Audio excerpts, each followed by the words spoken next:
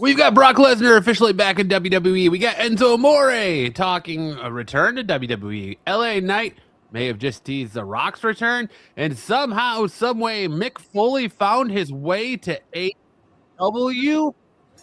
What timeline are we even in right now? Tonight, we're breaking down all the chaos, all the rumors, all the backstage fallout, and what this means for WWE, AEW, and the wrestling world moving forward. This is your new wrestling obsession off the mat.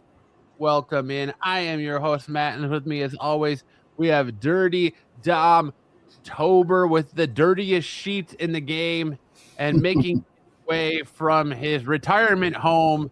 We have Old Man Sticks on all socials. Thanks for joining us, Sticks. Hey, thanks for having me. So glad you could shoot up your Geritol and drink your Insure and make your way over here. Hey, glad. I'm happy. What's going on, guys? Interesting events happening in the world of wrestling. Alonzo Amore and Big Cass. He's already starting. You know, I'm just saying. You know, Alonzo Amore. Enzo. Alonzo. Why did I say Alonzo? Not Alonzo. Enzo Amore. So I got to start, man. You having those guys potentially coming back. Why? You get rid of everybody else. You know, other people that you get rid of.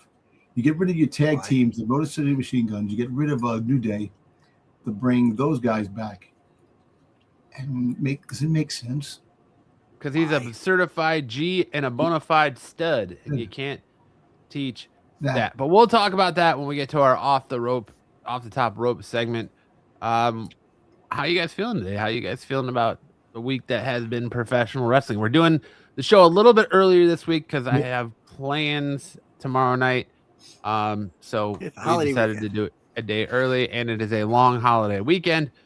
So we're gonna get in, get out, talk professional wrestling, and get you all lathered up and really, really lubed up for Saturday night's main event on the cock.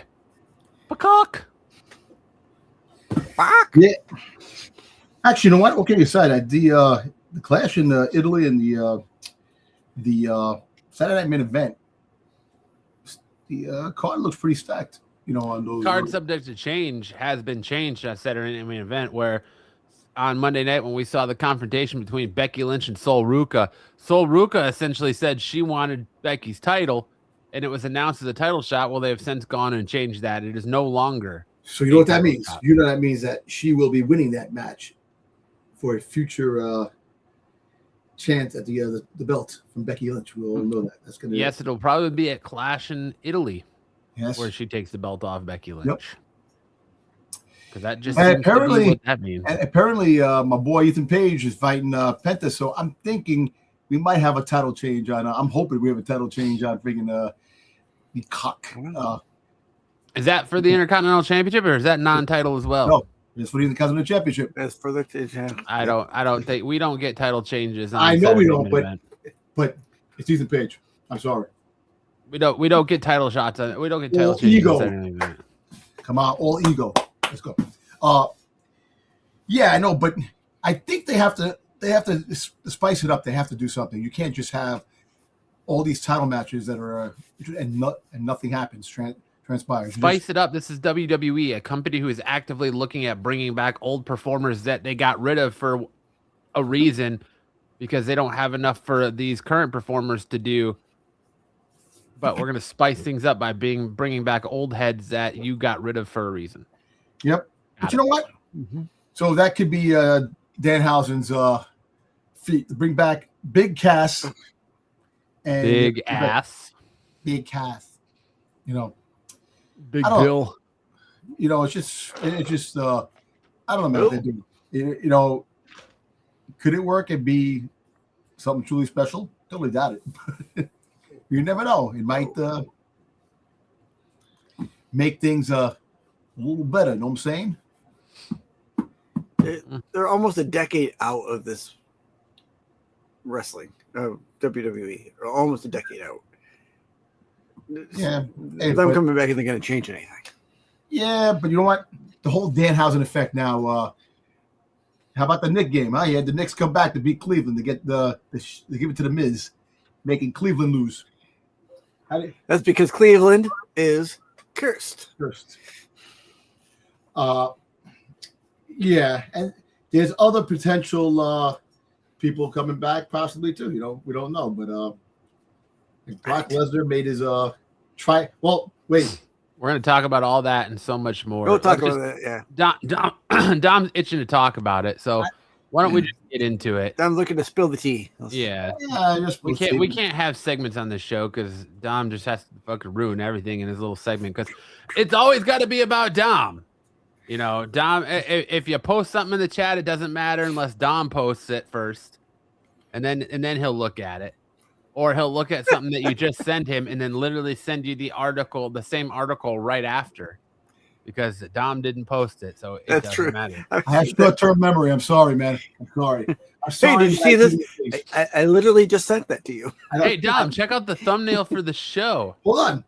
Oh, yeah, man, Mick Foley. Mick Foley's going to AEW. Hey, I'm sorry. I didn't see it before you showed it. All right. We're going to start the show tonight with our Over the Top Road segment. This is where we put 2 minutes on the clock. We talk about the top 5 biggest news stories this week in professional wrestling. And kicking us off, we had the return of Brock Lesnar on Monday night. As Obafemi was coming out for the Obafemi Open Challenge, as the lights were out, Brock Lesnar effectively attacked Obafemi from behind, landing 4 F5s on Obafemi and leaving the ruler destroyed and laying. Boys, what does this mean for Brock Lesnar? What does this mean for WWE? And are we potentially staring down a title versus career match between Gunther and Brock Lesnar at SummerSlam in Minneapolis? But first things first, it's not Brock Lesnar. It's Brock Lesnar. Paul Heyman stated Brock Lesnar's retired. This is Brock Lesnar. That's stupid. Totally different character. That's who he said last. That's who he said. Yeah, he did say that on Monday night. He did say that on Monday night. So you don't think that has something to do with the joke of him ripping his pants again? The man can't even keep his pants. I know, his second pants, but he said Brock Lesnar. So we have to see how that transpires because remember, Brock Lesnar's retired. Because Dom doesn't ever mispronounce people's names, right? I know. Hey, listen. No, I think Paul Heyman is onto something there. Anyways, 2 minutes on the clock. Are we staring down potentially a 3-match set with Obafemi leading us to a Gunther's career versus title match at didn't I tell you SummerSlam? Didn't I tell you that? Back in the dirt sheets, it's supposed to be a trilogy. They do everything in trilogies in the WWE, and it looks like we might be getting a trilogy of Brock Lesnar versus Obafemi. And another thing too is there's nobody left in the WWE. Obafemi needed to fight somebody. He got stale going in the back, freaking grabbing wrestlers to beat the shit out of them just to have an open challenge. Who was in the back? Nobody. So, and another thing too is, all kidding aside, I really think that Brock Lesnar wanted to be retired. I think he wanted to be retired, but I think that TKO, too greedy, they wanted to throw money at him to have him come back. I think he really wanted to retire at his own terms because he said he didn't want to go out banged up in really bad shape. He wanted to go out on his own terms where he can still walk and do things. Now, they gave him that money, and that's the money that they were supposed to pay the wrestlers that they released. They threw it at him. So, no, there's no talk about him signing a new contract, though. I think the WrestleMania thing was just, there's no such thing really as laying your boots down and gloves down in the middle of the ring to signify your retirement. It's just a trope that we've seen done time and time again. So we just assume and correlate it with retirement, but it's not like a retirement match or anything like that.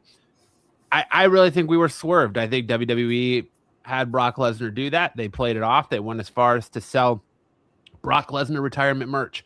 When has WWE ever sold retirement merch for a professional wrestler?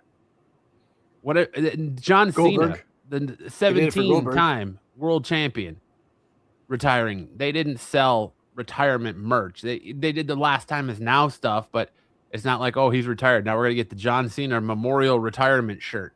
You know, it was a swerve, and I think it was a swerve till they figured out what they were gonna do, and whether they could do it without Oba. I think Brock wanted time off. I think Brock walked away, and I think WWE came and called and said, "Listen, we need you to come back."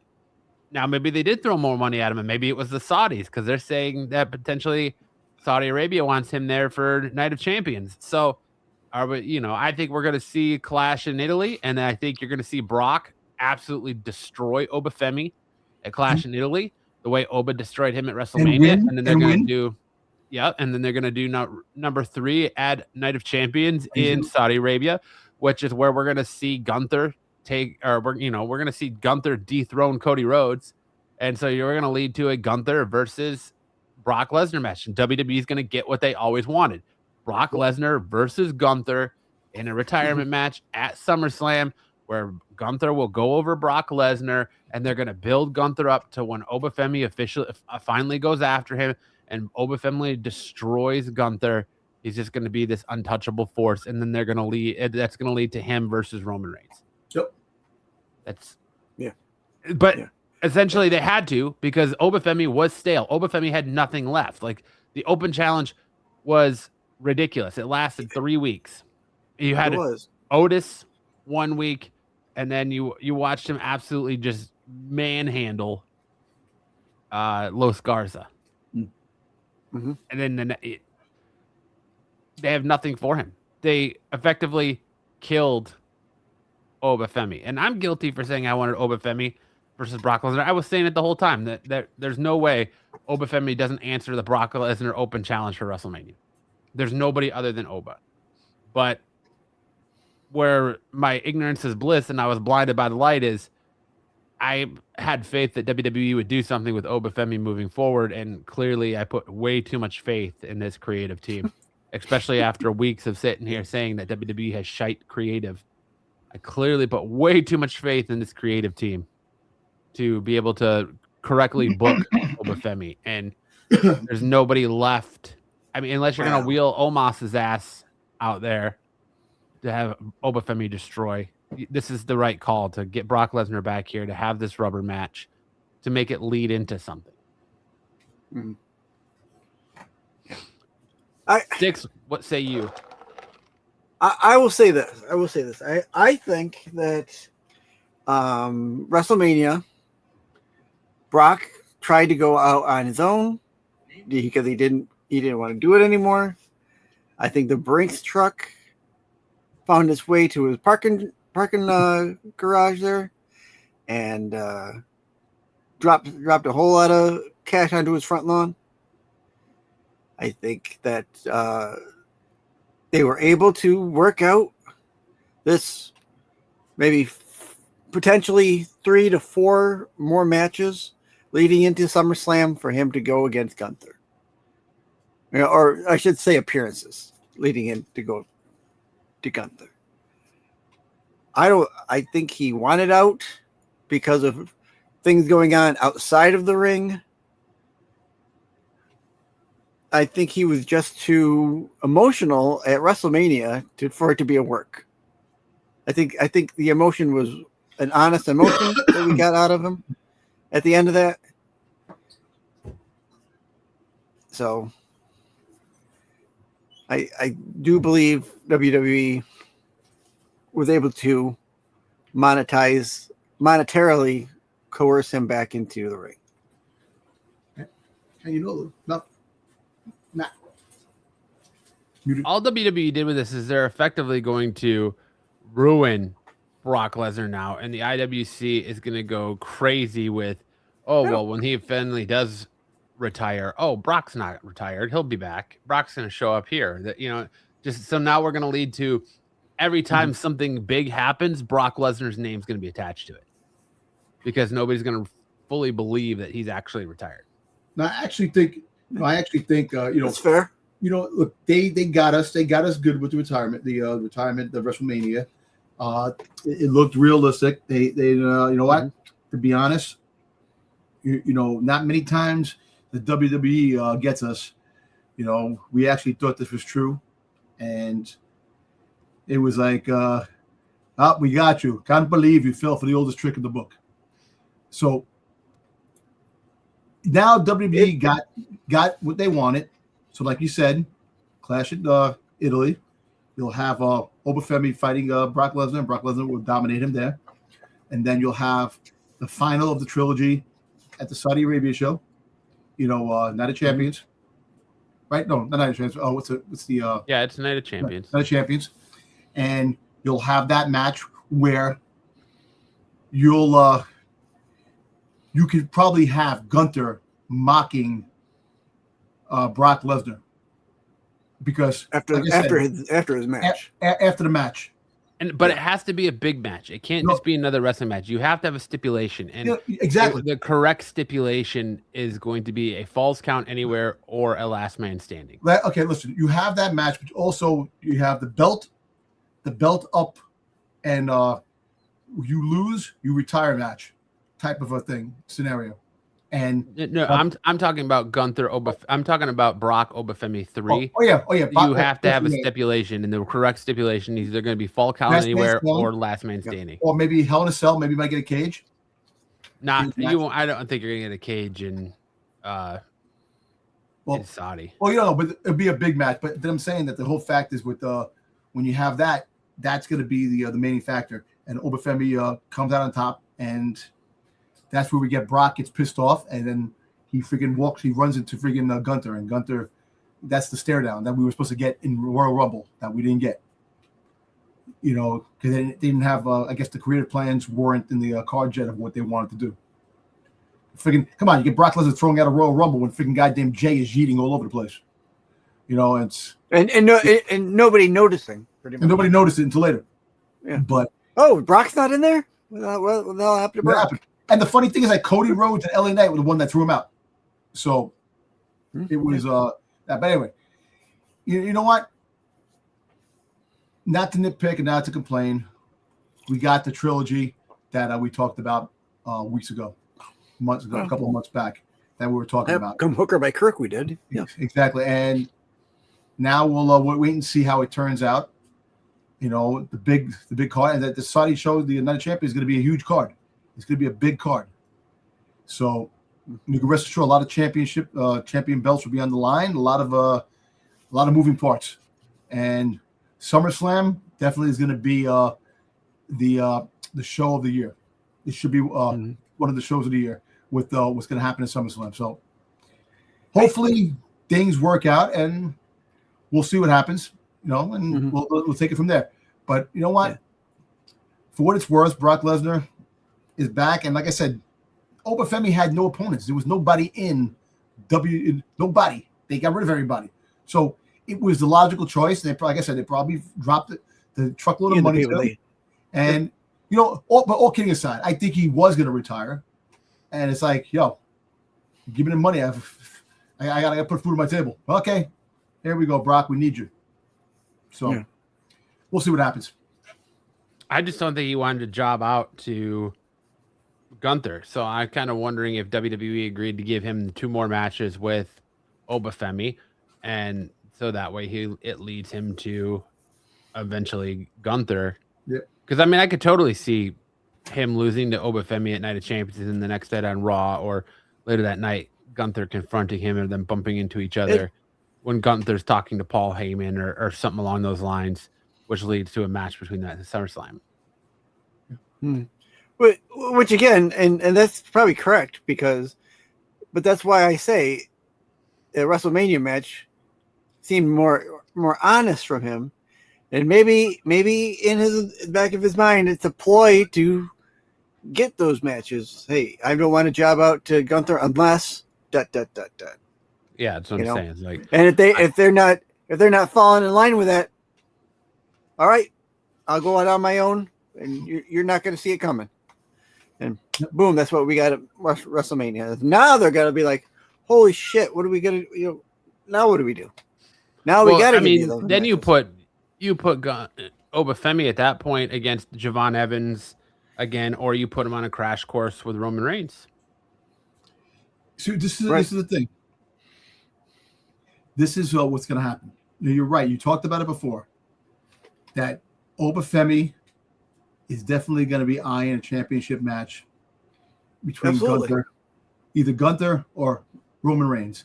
Right now, the Bloodline storyline is going to go. You're not going to so you can rest assured that that down the road, Survivor Series, you might see something in Survivor Series to the fact where Obafemi is going for a championship opportunity down the road with SummerSlam going into the fall, going into the new year and WrestleMania 43, Saudi Arabia,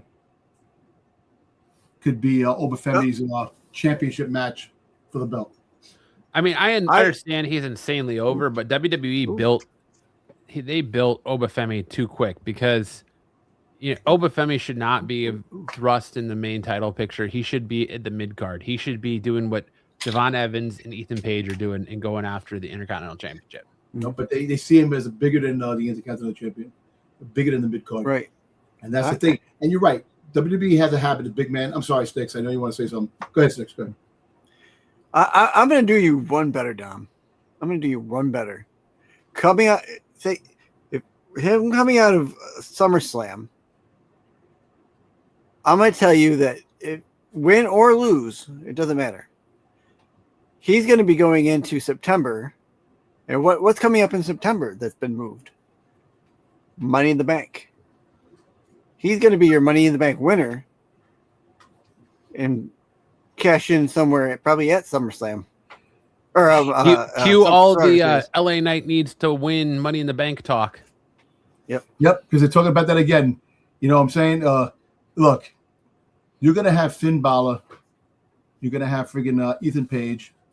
Probably the Javon Evans. Penta. Obafemi. It's gonna be a stack of Money in the Bank. I think Obafemi has a clear shot for the championship. I don't think he's doing Money in the Bank. I think you don't think so? Yeah, I don't think he's gonna do Money in the Bank. I think Money in the Bank has already been spoiled. I really think that CM Punk's winning Money in the Bank. He said it on his promo that night on Raw when he fought Cody, or when he was face to face with Cody Rhodes. Where else in WWE does a title opportunity just fall from the sky? The contract hanging in the sky above you. All you have to do is climb a ladder and reach it. That's true. A WWE contract match falling in your lap. It pretty much felt like CM Punk was setting up Money in the Bank. Yeah, we're probably not going to see CM Punk anywhere until at least SummerSlam. So that's what I thought he was advertised for a couple of Raws after the European tour.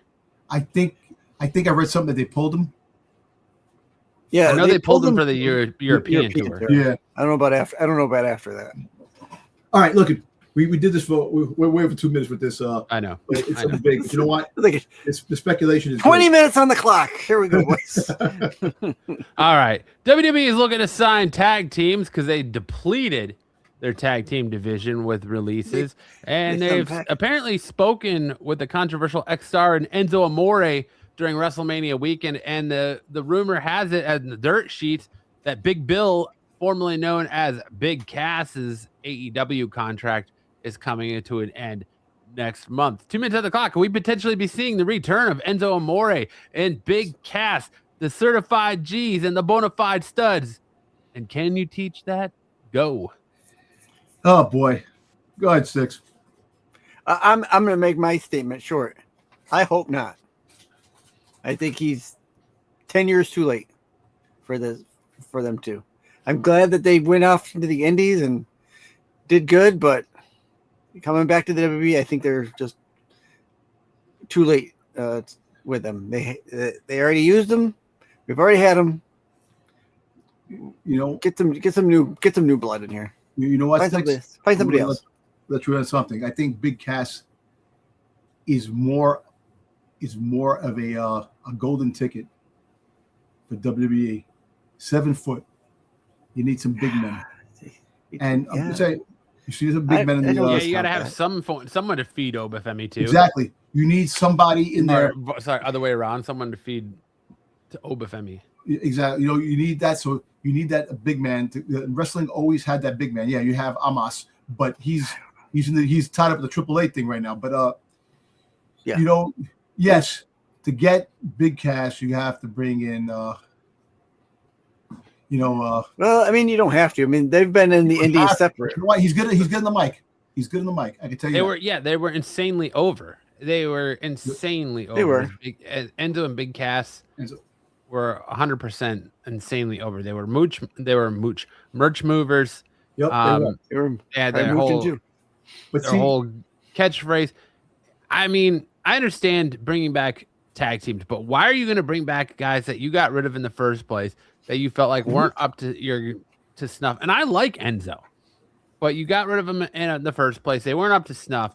So then you got rid of legitimate tag teams like the Motor City Machine Guns and the Wyatts due to age or whatever the reason is, just to turn around and try to bring back in guys that you got rid of 10 years ago that you felt like couldn't cut How it. old are they? They're age too. Now you're bringing them back in to see what they can do. Like, Oh, you know what? I'm gonna tell you. Look at Matt Cardona. Look at all these guys. You're just bringing them in to eat pins. Is that what we're doing here? You know, I look at it this way. Maybe they will pump some new blood into the product, make it exciting. You have some interesting transactions, interesting fights, matches, cards. Wrestling cards that could be pretty cool down the road. You know, if they're bringing back these guys, maybe I'll get my boy back, Killer Cross. Maybe eventually he'll make his way back. You know, down the road. So both Big Cass and Enzo are both 39 years old. Yeah, Okay. so you're firing stars in their 40s. Yeah.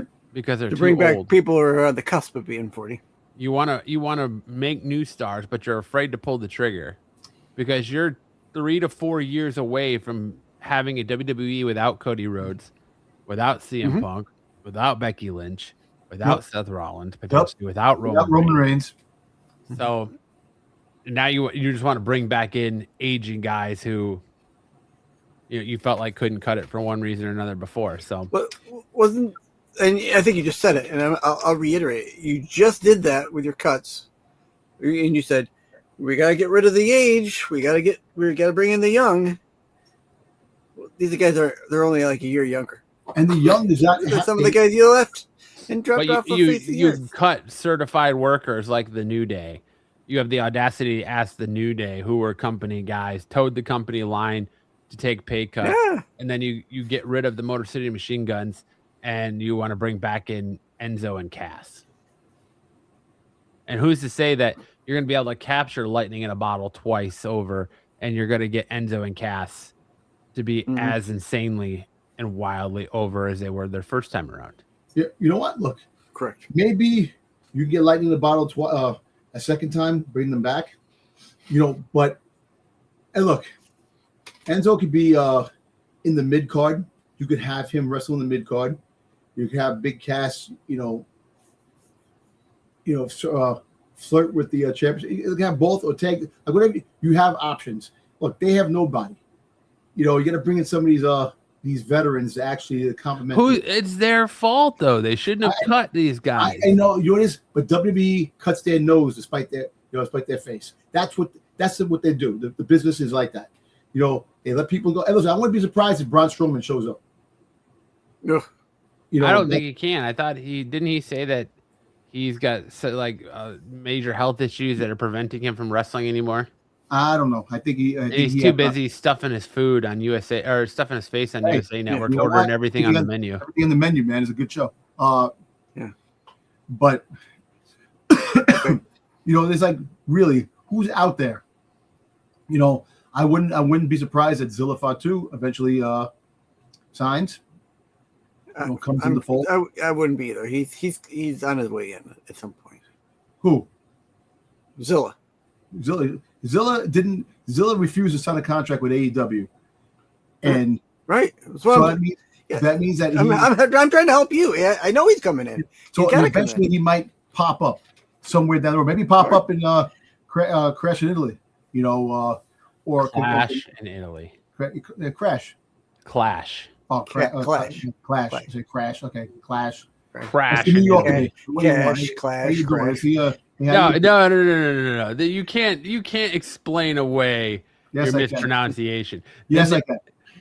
Oh yeah, the Clash in Italy, man. That would be a New York accent. For you to completely call it the wrong thing is All right, not Clash, your New York Clash accent. in Italy. I'm sorry. There you go. Crash in Italy Clash is in not Italy, your New Clash York in Italy. accent. It's, you know what I'm saying. The people, the viewers might not know what I'm saying, but anyway. What'd you say? Yeah. You know, we might see some surprises. If I'm starting to understand Dom, I've been doing this too long. So them to come in, it might spice up the product a little bit for a short term. Spice up that product. A spicy meatball. You know what I'm saying? That's my New York accent. I do. Yeah. Clash, cash, crash, whatever. It's the same shit. But we'll see what happens. Hey, and if they can get lightning in a bottle a second time with this, yeah, good on them if they can. Right. See what happens. Good on them if they can, but I don't think. All right. What's our next 20-minute topic?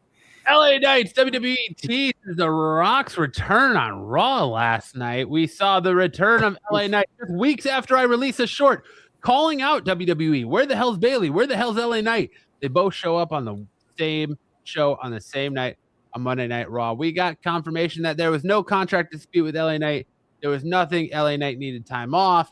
They had no creative for him, and that's what they took. He showed up at TV, and he confronted Seth Rollins, telling Seth Rollins, you may potentially need help. And we got the ominous shot of The Rock raising the people's eyebrow behind Seth. He stands there looking very Finn Balor-ish. You know the funny thing is? On there. You can't deny that. You can't deny that. Because the fact is, when it comes to this, when they show him on the truck, it's a sign of things to come. It happened one time in the road to WrestleMania with Cody Rhodes, and it was John Cena on the trail. You had two choices, John Cena and Stone Cold. John Cena game. It happened one time. 2 minutes on the clock. Is it time for us to stop overreacting to whose ugly mug shows up on the side of these damn production trucks? Yes, please do. It's coincidence. No, it looks like The Rock fought it, and Seth Rollins is like, something smells. Well, do you smell The Rock's cooking? Yeah. I don't know. Smell what the crock is baking. Okay. I have two things with LA Knight. Yeah. What? How do you not have creative? What are you Canadian now? I got two things with LA Knight, eh? Hey, yeah. Listen, I live close enough to Canada. I can say A if I want to. How do you not have good creative for the man who's probably the most over at one point in your program? And two, how come LA Knight at the very beginning of the show is already friggin' leaving? Where the hell is he going with his suitcase at the beginning of the show? He's meeting up with Oscar because she left with a bag the week before. Yeah, they're gonna meet up and have brewskis in the next city. Look, LA Knight, if it after Monday night, it looks like that he's going to be involved with the new bloodline, involved with Vision. There's a thing brewing. So LA Knight's going to be in the center of two big storylines. If that's the case, is he going to help Seth Rollins? I totally doubt it. Me personally, I actually think that I think we're going to see LA Knight turn heel. Because maybe he's confronting everybody. Like, who? Think about it. Who is wrong here? Who's the bad guy here, and who's the good guy? If you really think about it, with the bloodline, Roman Reigns. I'm not ordering you. I just want family by my side. But it's still the same thing. And he's always been a heel. He hasn't been a face, but they made him like a face. And then the Vision. Seth Rollins created the Vision. That's his monster. And they destroyed him, took him out. And now he's trying to find. I think that he's going to break up Montez Ford and friggin' this guy because, you can remember talking about they wanted Montez Ford to go solo eventually. Yeah. So I think they will win the tag team champions off the Vision. But I actually think that once those belts come off, I think Montez Ford becomes is going on his own. But this could be This could be Becomes a wasteful win. something beginning of a huge storyline that connects all these tissues together. The Vision, the Bloodline, LA Knight, and it's good to see LA Knight back on screen, back on the I like how he messed up. For He 30 thinks I seconds. say things wrong. He called the Obafala he called it something. He called the Alpha Faba or something like that. He said something funny, and Jay had to turn around and Yeah. and because he broke character, he had to laugh because he said something the way he was saying the so I don't know. Yeah. We'll see what happens. We need more LA Knight. And We not do just- need to be more LA Knight, but it's time for us as the WWE Universe, us as the IWC, us as pro wrestling fans to stop thinking that just because I understand Paul Heyman said, well, everything you see on TV is deliberate. Well, I'm sorry that if you're in a backstage area, so when is the Cricket 5G wireless guy coming out to get involved in a match? That's what I want to know because we see him everywhere. He's on the trailer right there. Maybe what's he coming out to cost Seth Rollins a match? Why is it that we automatically think that just because The Rock is here, The Rock is on the trailer because they want to have a loading dock segment that's ominous and means, oh, well, The Rock's coming back. The Rock's coming. No. The great one can stay home. The Rock can stay home. Until he's ready to commit, I don't want to see his candy ass back on WWE TV. What about Becky Lynch? She's in the background sniffing the helium containers. Oh, back over there. I see her. That's my wife. That's my wife. Every good woman stands behind the good man. Yeah. No, I just say it. It's you time just said to- it. I think that's why No, he's there. listen, you got Becky Lynch, my hot husband. He's home with the kids. With the kid. Yeah. Her trophy husband. Your trophy husband. Yeah. We talked about it last week, the speculation that Mick Foley would be joining AEW. And we kind of speculated on what role he might be taking. I think the general consensus was we thought he would be taking a potentially general manager role on AEW. But it has been confirmed today that Mick Foley is set to appear in AEW for the Double or Nothing weekend. AEW President Tony Khan has announced that the WWE Hall of Famer will co-host the AEW Double or Nothing 2026 buy-in pre-show with Renee Paquette. Tony Khan said, before AEW, watch the buy-in free before the pay-per-view this Sunday. Your co-hosts are Renee Paquette and Mick Foley. Foley is coming back to TBS where he ran wild as Cactus Jack. Don't miss his first night in AEW on Sunday and see your Wednesday night Dynamite tonight. Who told you he was coming back as a commentator? Who told you that? What do you mean? Who told you that? Tony Khan himself. Yeah, Tony Khan. I did last week. I told you that last week. Nah, look, I told you that last week. No, it's good. He comes in. He's essentially coming in the Big E role. Yeah, the big. Yeah, big. Yeah. Exactly. Yeah. For the time being, and maybe there'll be other things down the road. I don't see him wrestling because if he goes wrestle, that's a dumb move. A general manager, freaking goddamn, a manager of one of the wrestlers or a tag team or something. But and commentating, he's pretty good in the mic. So yeah, I will give him slight involvement, but not he won't be doing any matches. No, he's not going to be in a match. Do you think anybody cares? Do you think this is going to raise? It might raise numbers for Double or Nothing, where people might tune in to see what Mick Foley thinks of AEW and thinks of the product and has to say. But really, in the long term, is this anything more than just a cash grab for AEW, attention grab for AEW, trying to get eyes on themselves in the midst of potentially a issue with a television rights deal? And where they're going to land with that?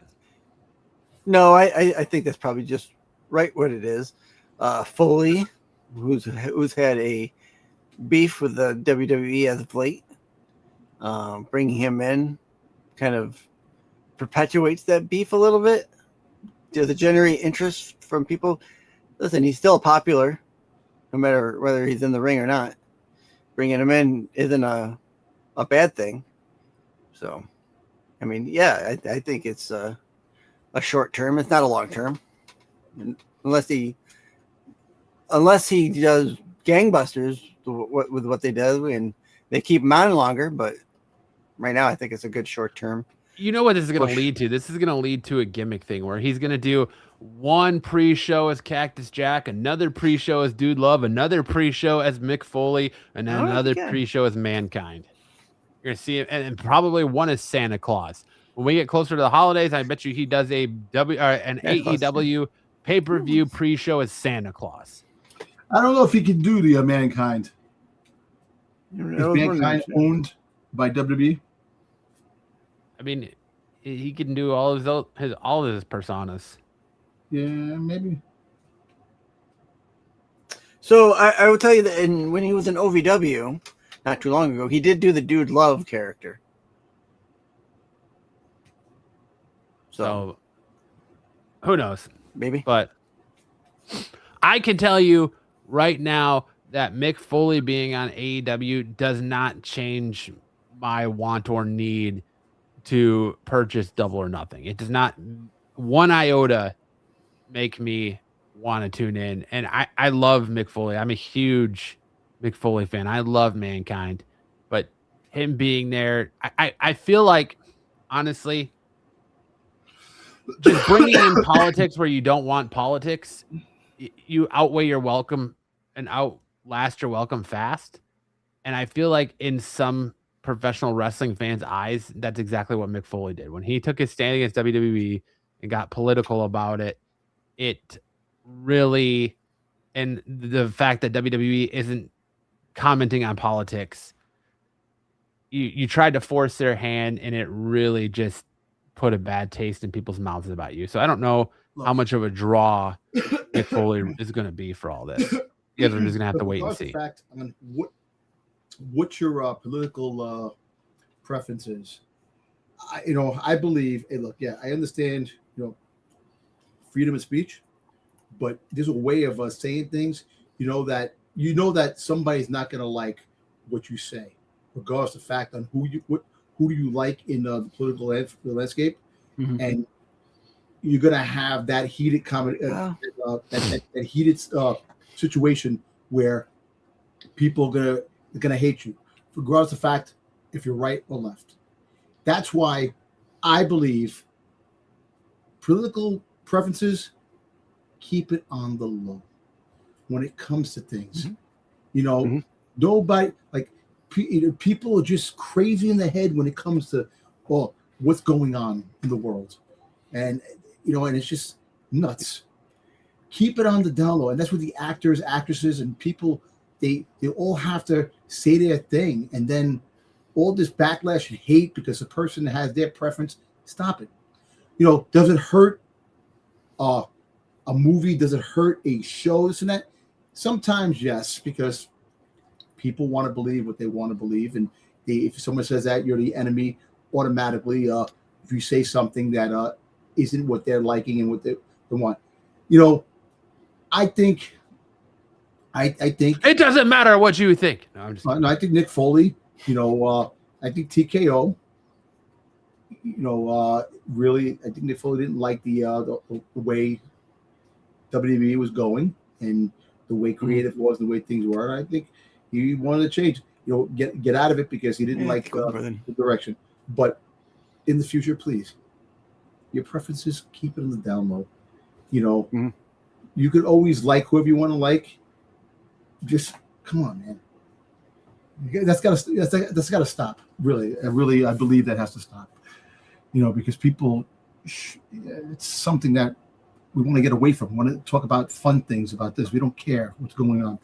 We do care, but the fact is, what what we say ain't gonna really make a change.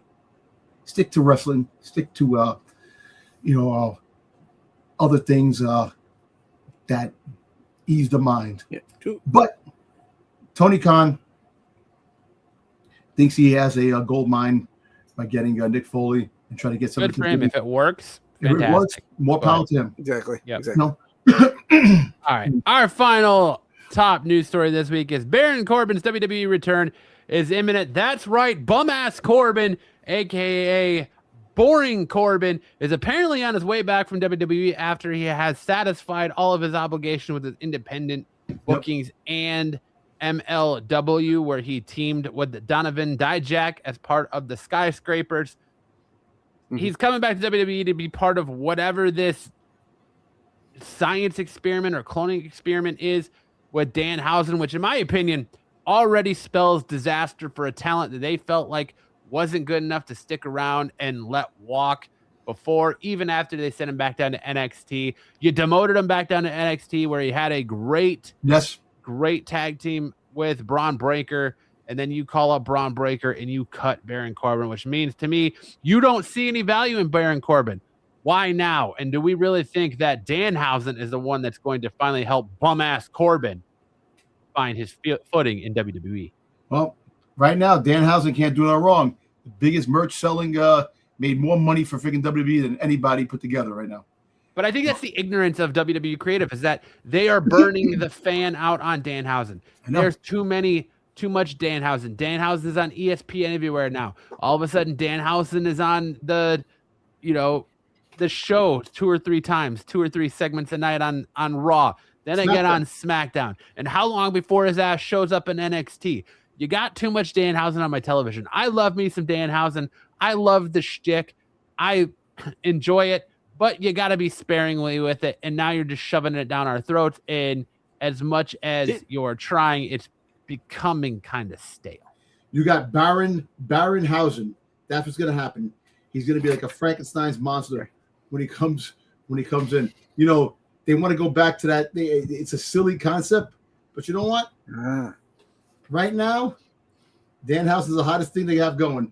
So if you build upon Danhausen's hot streak or whatever's going on, they're hoping to strike gold with them. Yeah, and you're right. But Baron Corbin was shit when he was in the main roster.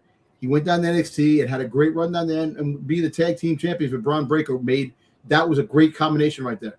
And now to bring him back, it's like the same thing with Enzo Amore and Big Cass. You're bringing them back after you release them. So you're bringing back old talent that you didn't see a lot of value in down the road to release them in the first place, to bring them back again. So you're kind of hoping the same thing with, like I said, with Enzo and Big Cass. You hope that Baron Corbin can bring some kind of something that the WWE is missing. You didn't have anything for Corbin to do when your creative was clicking on all cylinders. You had him be bum-ass Corbin, where he was down on his luck. Then you create a shit-ass character in Happy Corbin. And, just that like... was horrible. Dude, Bishop Dwyer, Dyer, whatever you want to call him, he's killing it on the indies. Great. Leave him there. Don't come back to WWE. They have nothing for you. It's career suicide. You're just going to find yourself right back on the indies in a year anyways. I wouldn't be surprised if he comes back and his name is on the cut list come post WrestleMania next year, because I just don't think anybody cares. I don't think anybody, what's Danhausen going to do for Baron Corbin that Braun Breaker couldn't do? That, the likes of the $1 Million Man couldn't do. It just, I don't know. You had him go from the End of Days, the Lone Wolf, to bum-ass Corbin, to Happy Corbin, to just enough is enough, man. I don't know. I've never been high on Baron Corbin. I've never really cared for him. You know what? I think it's a waste. He's got a cool move. He's got a cool move in the End of Days. But I like when he was. But you got to be more than just a cool move. I like when he was a lone wolf. Lone wolf, Baron Corbin, when he first came onto the scene. Just I don't know. I really don't understand what's going on with WWE, TKO, what they're doing, what this is going to bring. They're going to try to make something out of nothing and hopefully strike gold. But let's see what the. So, here's what I'm going to say. And like him or not, whether he comes back, I don't think WWE needs him. But B, I think he's doing much better in the indies than he will in WWE proper. Why take that jump back into WWE? Why leave a good thing? Why? You've got a great thing going with as the Skyscrapers with his tag team partner there. Dijak. Why? Yeah, Dijak. Also a former NXT guy. Yep. Who was called up to the main roster and never used. Never used. Oh wait, they put him with that one. Why leave? What was the group that Meechin was a part of? Where they had them all in masks. Oh, the friggin' yeah, and this guy what the hell? I don't remember. Night was it the they all had crappy names like Laser, Blazer. Yeah, was it the Taser and that Infuriate in the Infurium. The imminent what the hell is it called? I can't remember. That's not friggin' help us out, chat. Yeah. Let's see here. The Remnant. Was it the Remnant? No. The Revenant? Retribution. Retribution. Okay. Yeah. Retribution. There you go. I can remember the name. She was part of that shit ass group Retribution. Or he was part of that shit ass group Retribution. Oh. Yeah. It's the thing that your mom and dad did one night, and then 9 months later, along came a leftover Zaggy. Wow. That's what wrestling is. I'm telling you, man, they missed out the opportunity that he could have been the buzzard in friggin' in the Playhouse. Back in the day. Why? Yeah. When you had a much and far superior wrestler be the buzzard in God, now his name fucking just escaped me. Dexter Lumis. Yeah. Dexter Lumis. Yeah. I think he's crazy to come back. I think he's doing good on the indies. Keep doing what you're doing. Hey, you know what? They probably offered him a nice contract. He'll probably get a nice little he doesn't have to wrestle all the time, maybe. Yeah, but isn't that what you want to do? You join for wrestling to wrestle. You probably won't even see his face. He'd be the freaking gingerbread man coming back, man. He's gonna be the freaking they're gonna bring back the gingerbread man. Gingerbread man. You got into pro wrestling to wrestle. Why would you take a contract to not wrestle? I don't know. You know what? We're gonna see what Danhausen has in store for Baron Corbin. If that is Baron Corbin, he's gonna resurrect. Yeah.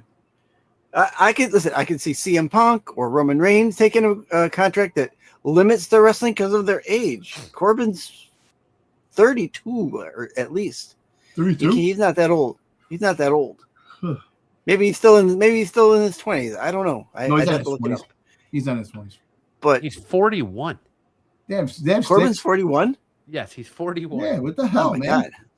I thought he was in the 30s. See, he looks young to me. To me, he looks young. When you shave hair, I'm 900 years old. I'm not 55. I'm actually 25. There you go. Yeah. Clean. Yeah, that's clean himself up. All right. And I wear gold-plated underwear. And you probably do. You wear you wear Victorian Secret. Victorian That's right, Victorian Secret. I love it. I like it. Bloomers. No, you know what the hell? It begs the thing again. If you think about it, you're letting other talent go to bring back old talent that actually in their 40s. Does it make sense? To bring back guys that didn't cut it the first time that you already released, that you're going to sign to another contract for what? And when he doesn't get over with the crowd, and Danhausen can't get him over, what are you going to do then? You're going to pay him to sit at home for 90 days. He could win the Andre the Giant Battle Royal again. Yeah, it's almost he went like on the Indies, and he did nothing to elevate himself or change his character that's going to translate well to WWE. They're going to put him right back in the bum-ass Corbin character, and nobody's going to care. No, he come back as the bum-ass Corbin character and freaking Danhausen. You are not cursed, and makes him happy Corbin again. I don't want to see him walking out there in his stupid fedora and his button-down shirt. Yeah. Hey. You're going to come back, put him in face paint, and have him be Danhausen's enforcer. Yeah. It's going to be Festus all over again. He's just going to sit there like... ding, True. Ding, ding. I'm Baron Corbin. He said, I'm Baronhausen. Korphausen. Korphausen. Boo. I like Happyhausen. rocks. Happyhausen. He was talking, I like rocks. Yeah. But all right, that's our off the top rope, our fast 2 minutes for our top 5 topics. Now we're gonna hand it over to Dom to tell us what are the Dirty Dom dirt sheets. You took all my things today. Well, all right. If you notice, Julia has actually a new look. That she took out all her all the curls that she had in the head, all the cornrows. Cornrows. Yeah, she's got a short blonde hair now. Like I don't know if they're gonna make her turn face now. I don't know. The change might be something in the future that she's gonna become a goodie. But that was something that I seen. So I don't know if that's the case. That possibly could be. What else? Let me see. The Enzo stuff that was all on the dirt sheets. Most of the stuff that was in the other 2 minute ticker was on the dirt sheets. So, but yeah, we can go back. Let me ask you this: why is WWE putting the Creed brothers under a mask on Raw, but not putting the Creed brothers under masks on AAA? AAA. Because El Grande Hermanos. No, because the masks are coming off. The mask will be coming off. Are they fighting inside an main event or no? They're fighting on AAA. AAA. You already know that Chad Gable is losing that match. Chad Gable. He's already been advertised to return on Raw. Yes, so he's losing. So he's definitely losing. So I think the Creed brothers is eventually going to come back to TV and become a tag. They're going to push them as a tag team again because you have nobody in the tag team. Never. The minute the storyline's over. Yeah, it's like WWE doesn't know how to book their own shows. They keep. But I think they're going to bring back the Alpha Academy. Is Chad Gable coming back as? You think they're going to ditch American Made and go back to Alpha Academy? Again, let's bring back something that doesn't. Where's Ivy now? Did she get cut on the unemployment line? No, she didn't get cut, but she might as well have. Very well. I haven't seen her. Or was she in AAA the other day? Who knows? I really think that that scenario is that I think the whole El Grande. I know El Grande Americano is big over there in AAA. I know that. Well, he's big as a heel, yes. He's big, but he's actually good over there. He's actually baby, which makes no sense. He's freaking goddamn. He's face there. Here, he's a heel. Makes no sense. But yeah. Another thing, Bronson Reed. Is he just a heel? Is he just a face over there because you don't understand Spanish? Maybe. Because he still seems pretty heelish. Muy bien. He still seems pretty heelish in AAA. You're over there. Are you equating him being able to speak Spanish as why he's over in AAA, as opposed to Gable, who wouldn't know Spanish off the top if it didn't come on the Taco Bell menu? Kaiser is European, and he's speaking Spanish better than some other people, which is kind of crazy. That makes it funny. Well, that's why it's funny. Yeah, I can see that. So we might have, Clash in Italy. We might have a return Bronson Reed. Here we go again. Bronson Reed might make his triumphant return. Right.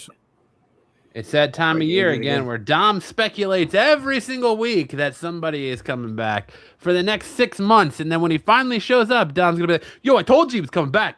I told you he's coming back. Hey, listen. Told you. Let me live my biggest triumph when Brock told Lesnar you he's made his coming back. return. When Brock Lesnar made his return, I said, "I see you. I told you, and you know it." Yeah, I mean, a broken clock is right twice a day. So no matter if you just come up here every week and be like, Bronson Reed's coming back at this event, and Bronson Reed's coming back here, you're going to be right eventually. Listen, stop being Marco for a minute and be Matt. I am being me. I'm just telling you. Here comes the draft. Yeah, the draft. The draft is coming back. But, the only thing you really got right was that Ethan Page was coming to the main roster. That even took 7 months. He was saying that for like 7 months before that. Come on, man. Give me some credit. But we agreed with you on that he deserved to go up to the main roster, but it took him that long just to let me ask you a question. Find out how to do it. Do you think we get Maxine Dupree as a new member of the division? No. Why was she in the truck? I'm surprised she still has the job. That's another one I'm surprised. Why is she always in the back with Austin Theory and Joey Lawrence? Because maybe they're gonna do an on-screen romance angle between the two, or she's taking them to friendlies. Yeah. Hey, but maybe it's the only way she can get TV time because she can't wrestle. From the back of back of the truck. They're gonna have a Where's Waldo as a game on WWE television where it's Find Maxine Dupree. Hey, she's gonna come back stronger than ever. And be used for 2 matches and lose. She's gonna come back and win Money in the Bank. Yeah, right. I put it out there. I hope she's saving money in her bank because she might be,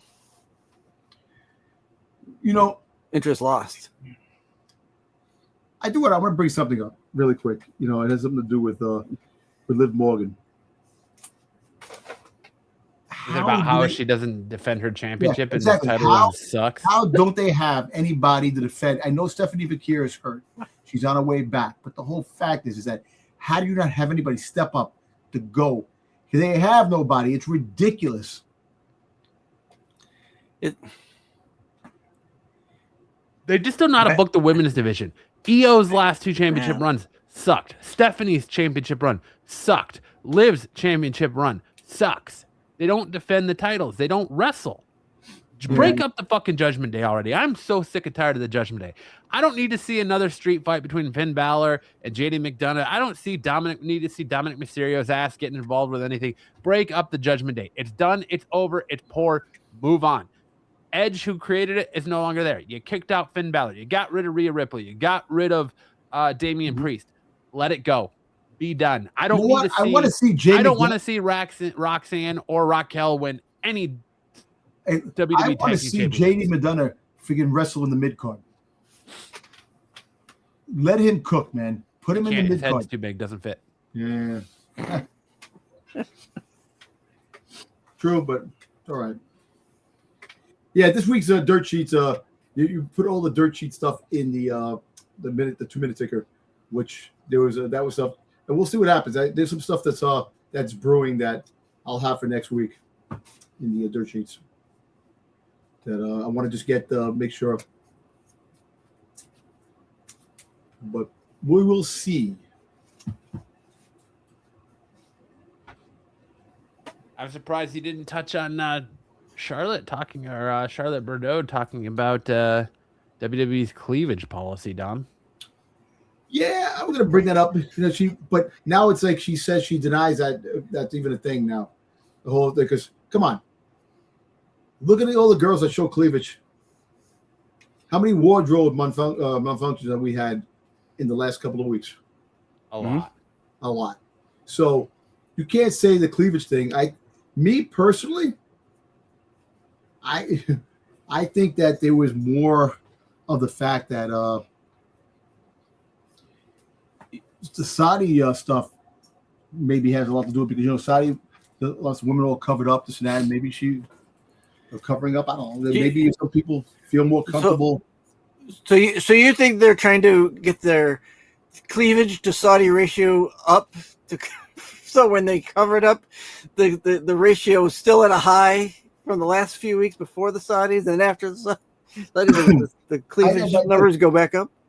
Look. Did anybody say anything about Tiffany Stratton with her cleavage showing?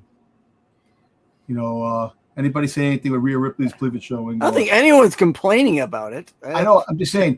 But there was a thing saying that the higher ups in WWE wanted her to cover her cleavage. I don't. I don't know. Maybe I don't know. Are they? Are they asking that? Yeah. Okay. I don't know. They never said it. And listen, when the King used to say puppies all the time, they never said cleavage was bad. Show the cleavage. Well, look who was in charge. Look who's in charge. I know. They're too conservative, man. Come on. Oh, we wanted a kids brand. Come on, man. Kids see freaking boobs every freaking day. Shocker, the guy that likes to potentially have women shit on him or shit on women literally would be okay with an old man screaming about puppies, right? Yeah. Puppies. No, but yep. Like I said, I don't know when it comes to certain aspects to that. That's you have, like I said, you have Jade Cargill, with the skimpy outfits. It's one of those things where the women, they gotta have her do something because she sure as fuck ain't wrestling. No, listen, you can come out in skimpy outfits anytime, man. I'll take that. Yeah. Thank God for the return of house shows. That's all I'm gonna say. Yep. Right. All right, now it's time for our 3 count where we go through the week's professional wrestling and we talk about each show, but instead of reviewing it match by match, we give you our best moment, worst moment, and what were they thinking moment of the night. And as always, we're going to kick things off with last weekend's Friday night SmackDown sticks. What are you cooking on for last week's Friday night SmackDown? Give me your 3 count. All right. So, the only thing I'm going to say about SmackDown is that it was horrible. I don't think there was I don't really have too much of a recurring moment. Cody Rhodes cooked on the mic. I thought he did pretty good, but I don't really have what were they thinking except for why is the show still. I mean, I know they're going back down to 2 hours, so I think I'm hoping that once it goes back down to 2 hours, they consolidate some of the other crap that they're doing in there. Yeah, they're just trying to make things. Yeah. I don't really have anything good to say about SmackDown this week. It was not my favorite of the week.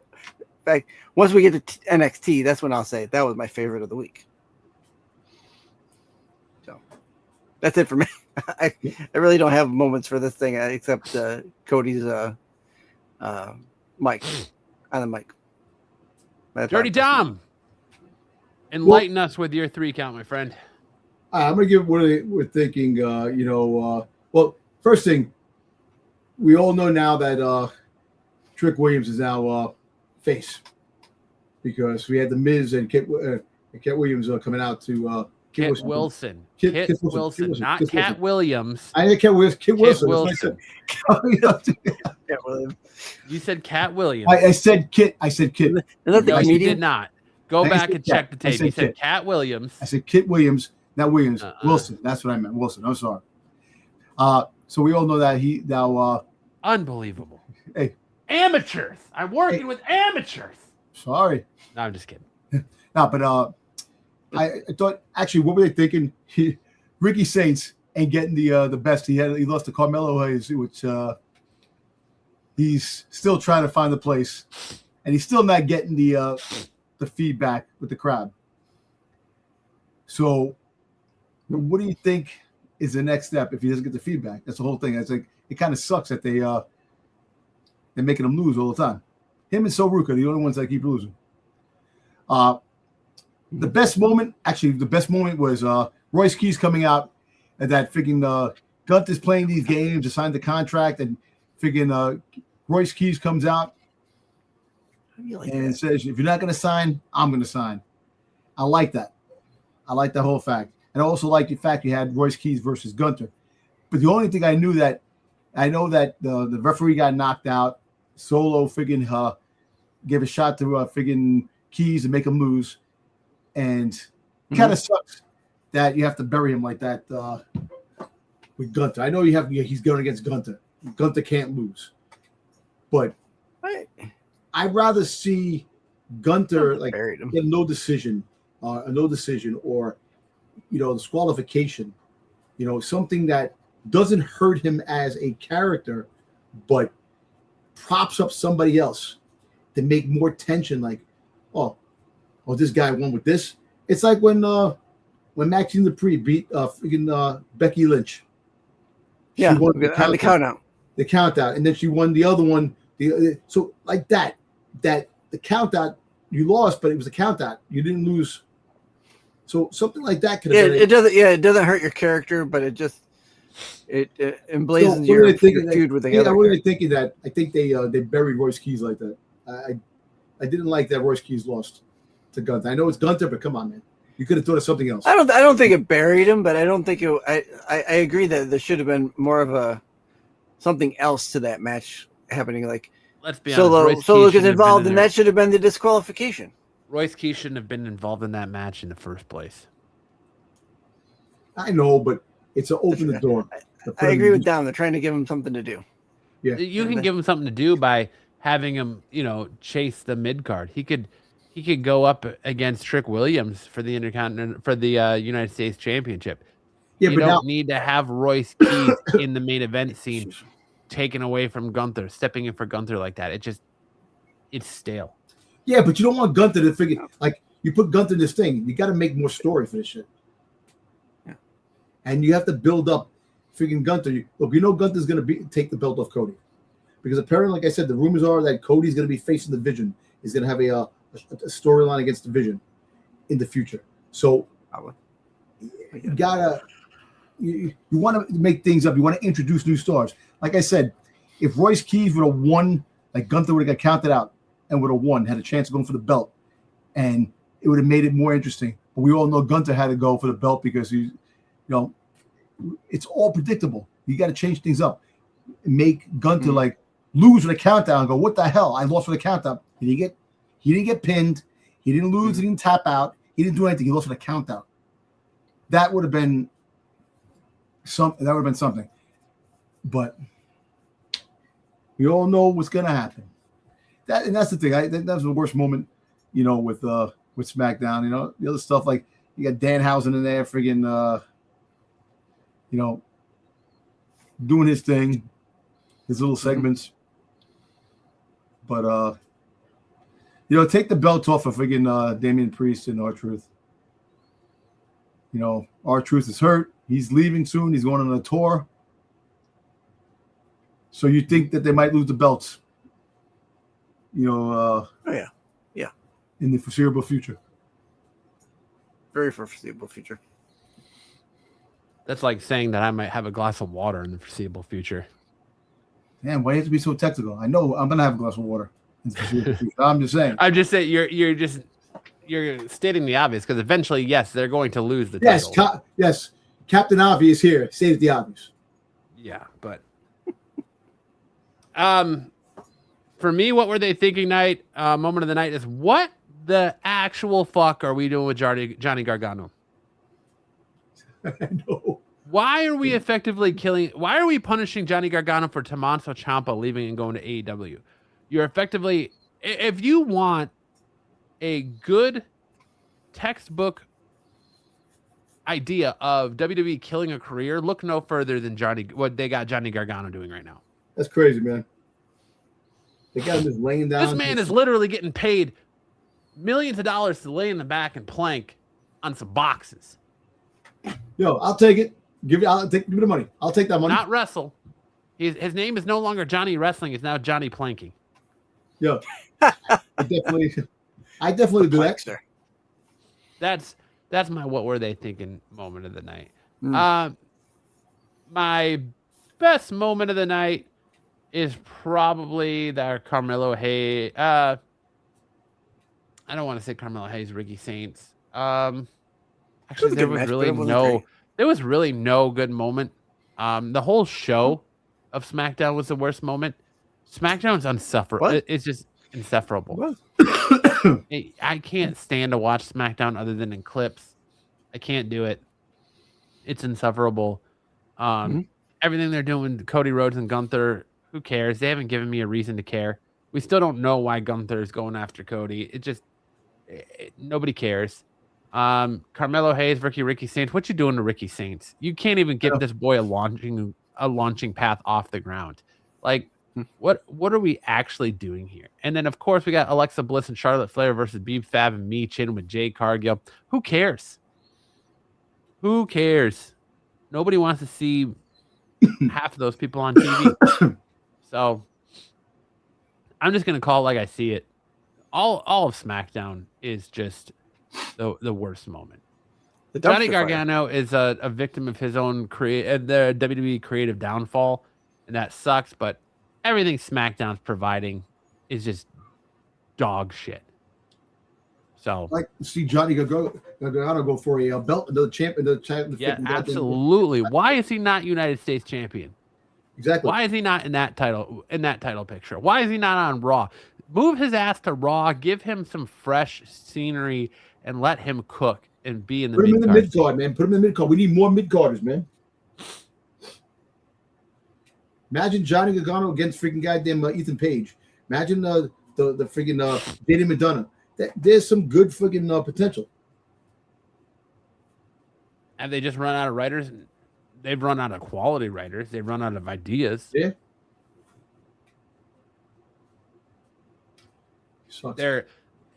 It's the PG era, man. The fact that WWE refuses to move away from the PG era, I feel like, is really making the product stale because it limits what they'll do. Yep. Yep. But all right, Monday Night Raw, best moment, worst moment, and what were they thinking moment of the night? I'm going to start with Dom since he came in here and so proudly declared, "Hey, yo, Monday Night Raw was a pretty good show."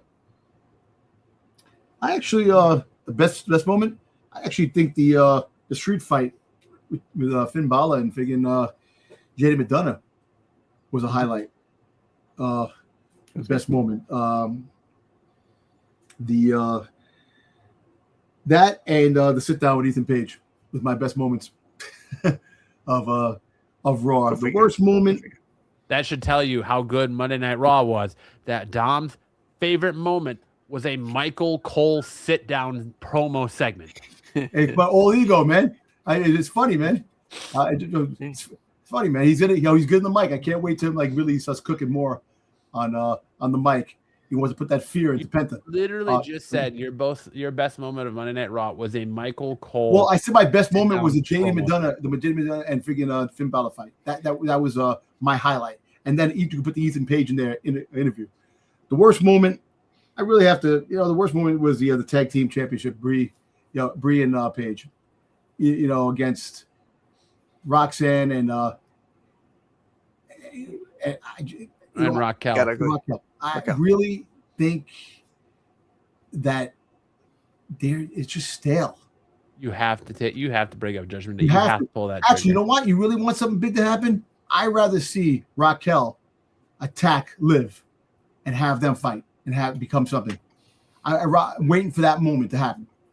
That has to happen to make it more interesting because right now it is stale. Judgment Day, you're right, is stale. I think Finn should move away from it now. Finn should go into the mid-card and then eventually go back into the championship picture, but go to the mid-card right now. He can cook in the mid-card. You can make that mid-card crazy. You forget Ethan Page fighting Finn Balor. I was telling somebody about that today.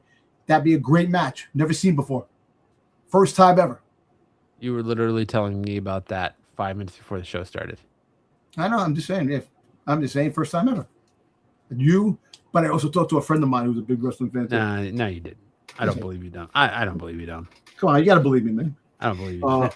I'm very interested in seeing the whole Seth Rollins thing. Eventually, if he's going to get allies, allies. He probably will get some allies down the road. But I just want to see him build up. Like it just reminds me of when he was trying to get the band back together again. When he was trying to get the Shield back together again, and trying to get Dean Ambrose to come aboard back to bring back the Shield, reunite the Shield with Roman Reigns. I want to see how that transpires, but Raw was pretty, like I said, it was pretty good. It had, like I said, I'm tired of that friggin' clutch, that the Jacob Fatu keeps doing, the death grip. Why are you sick of the tongue and death grip? It's just pain in the ass. It's got to be something else. There's got to be something. It's got to make another move. That's annoying. It's a chokehold. It's just a chokehold. It stopped you in your tracks. You're like, oh, you stop. And Michael Cole, it's a death trip. They're going crazy. Like, oh, you can't get out of it. It's bullshit. You start seeing fucking the fake blood coughing up by Roman. It's so stupid. But yeah, those are my moments. You don't like the tongue and death grip, huh? Not really. They could do another movement. Yeah. All right. Sticks, what say you, my friend?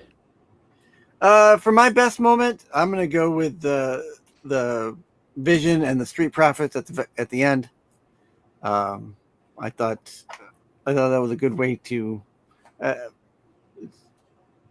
push that bit of a feud. I don't particularly like the idea of breaking up the Street Profits. I know that they want him to go on a singles run, but they just got back and they need tag teams. You're gonna break up another tag team just so one of your guys can go on a singles run? What are you gonna do with Dawkins? Dawkins isn't gonna go on a singles run. Yeah. So I don't think they'll end up breaking them up. I don't mind them teasing it, but I don't think they should, and I don't think they will. My worst moment. Let's see what I have down for. Oh, my worst moment. It was the Judgment Day match as well. Something needs to get peppered in there and spice it up. And I think you guys are right on the dot with the Judgment Day going to the wayside, or something going on there, something mixing it up, because it's they've tried to make that faction seem unbeatable for so long, even though they get beat most of the time. When they get the belt, then they become kind of, they go on these runs. So I don't know. It's getting old for me as well on that. My what were they thinking? I'm going to go to that. Hear me out. The Brock Lesnar Obafemi. I feel like they either did it too soon, or they were too late on it. Right? So expound. How do you feel they were too late? Because they're too late with it because of the retirement. The retirement pushed it. So if you remember, we were talking about WrestleMania with them having this match, and it should have gone to a double discount, or double count out, or the double disqualification.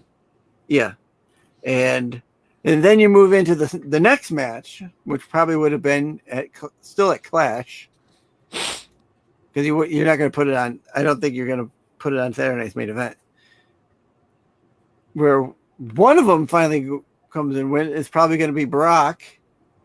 Then you go to your next PLE.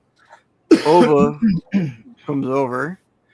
That pushes in to Gunther, coming up into Brock to get Brock into for SummerSlam. I don't know. I think they're going in, and we already know it. They're going in too many directions. They don't know which direction they're going, and I think they're missing advantages to this feud with Brock and Oba to lead into Brock Gunther. I think this one was a week too soon. I think they should have done it maybe SmackDown or because SmackDown taped this week or no, next week because of the Italy. It's not. They don't have SmackDown in Italy, right? No, I think SmackDown is going to be taped. I don't know if I don't know if SmackDown is. It might be, maybe. I don't remember them advertising SmackDown in Italy. Wait, is that's not the show that's on Tuesday, is it? No, that's NXT. No. There is a SmackDown. Are they doing a special on a Tuesday SmackDown night? Yeah. Oh. I don't know then. That's interesting. SmackDown is not in Italy. SmackDown May 29th. SmackDown is taking place at the Olympic Arena in Barcelona, Spain. Oh, in Spain. SmackDown will be in Spain. Oh, okay. There you go. Barcelona. And I think they could have done it a little better. But again, I like many people thought that Brock legitimately retired. It was just a matter of whether or not how much money they were going to give him to come back, or when he was going to come back, or if he was going to just decide to and just go. I've had enough of your shit, and I'm taking my ball and I'm going home. I mean, clearly Brock likes money, so all you have to do is wave a bag in front of his face, and he'll be like, "All right, I'm coming back." Yeah. Very good. What have I got here? What have I got for you, Brock? I got a nice crisp $5 Canadian bill. There you go. I mean, he does live in Saskatchewan, so he might like that. Yeah. Yep. He likes fish. So there, that's my Raw review. For me, Monday Night Raw, my favorite moment of the night was Brock Lesnar coming back, because I tweeted out, and I even said to you guys, that this show was boring before Brock came back. It was boring. Yep. I said, man, this hour and a half of Monday Night Raw has felt like 4. You said it every week. Yeah, because it does. It's boring. It is boring. It is a boring show. Raw, you started off hot with the Jacob Fatu, Roman Reigns stuff, but you're essentially doing the same shit with the Bloodline. The Bloodline shit's already stale. And now you got Jacob Fatu versus Roman Reigns in tribal combat. Jacob's not beating Roman. As much as we want to see it happen, it's not happening. I think we all know that. So the predictability of it, and then everything was pretty predictable right up until Brock Lesnar came back. I don't think anyone suspected Brock Lesnar coming back. Nope. I know I didn't.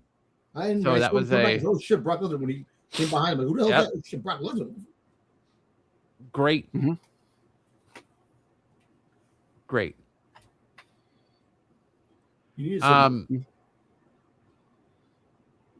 Man, the Seth Rollins. I think the best moment for me was that LA Knight was back on TV. Yeah. The LA Knight and Bayley were both back on TV. Yep. 30 seconds. And the week after, before the SmackDown, you had Camilla Hayes and. And my what were they thinking moment of the week is the Seth Rollins versus Austin Theory. How much longer can we dance around Seth Rollins versus Braun Breaker before nobody gives two shits anymore? Well, I think it's past the prime anyway. But they both got hurt. This should have been already taken care of. This should have been done already. Freaking Seth Rollins should be moving on to other opponents. But I think the other problem is that there's no other opponents right now for Seth. Where do you go with Seth? Obafemi, Roman Reigns, like where do you go with Seth? Not Obafemi, Roman Reigns. They're in storylines already, man. So you gotta, that's what I'm saying. Where do you go with him? There's really nothing you can do. You have to Williams.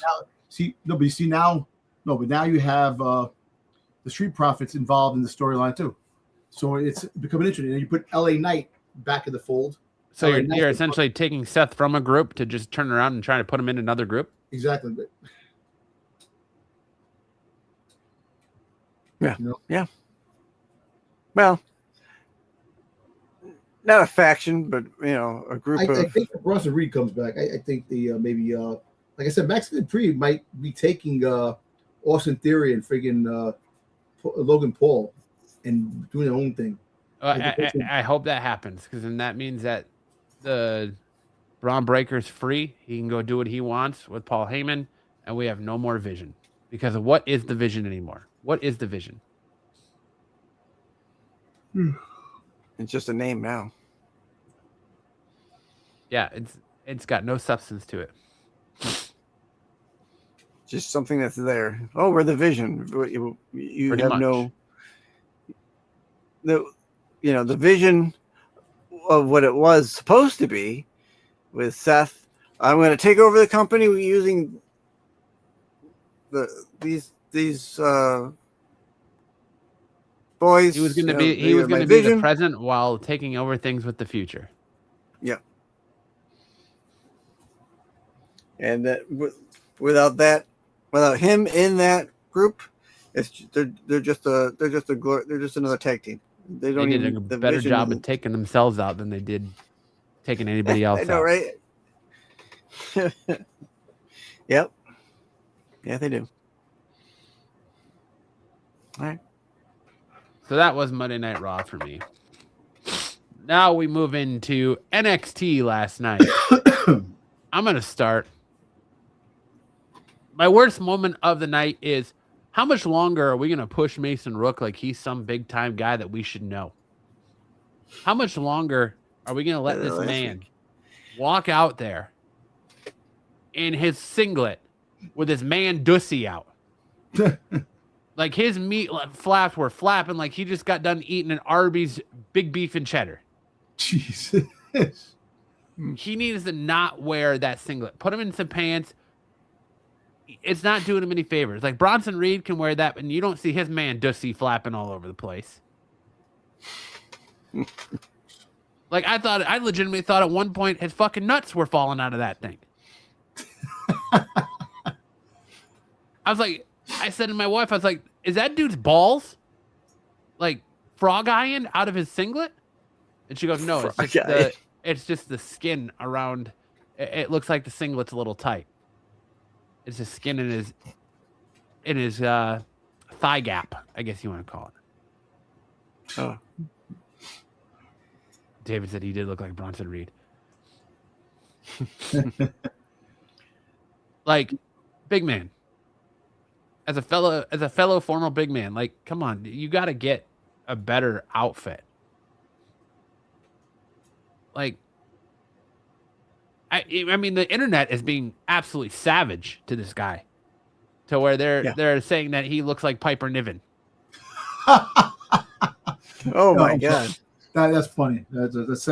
I sent that meme to in the chat. I was like, wow, that's crazy.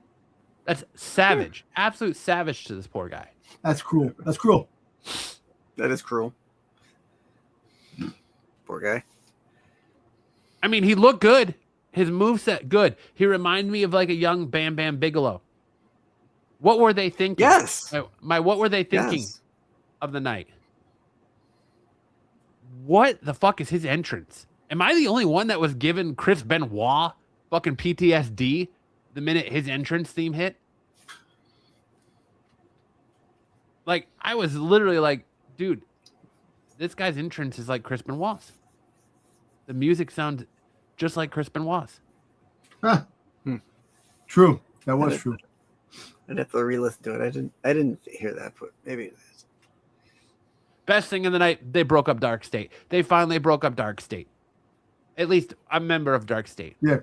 Which is now going to turn around and start hunting probably the rest of Dark State. So at least we're a step closer to Dark State being broken up and off our TVs. Mm-hmm. I think we mentioned that last week, that they needed to break up Dark State. So somebody's listening. So good on them for breaking up breaking up Dark State. What are we doing with the man Dussy out over here for this new dude? And what Mason Rook, and what is up with his entrance music? Let's get as close to Chris Benoit as we can without actually getting at Chris Benoit. Go ahead, Dom. No, you're right on that. You're right on that. I thought it was like, wait a minute, sounds familiar, and that was like, okay, got that. And I'm with you with the outfit he had on and stuff like that.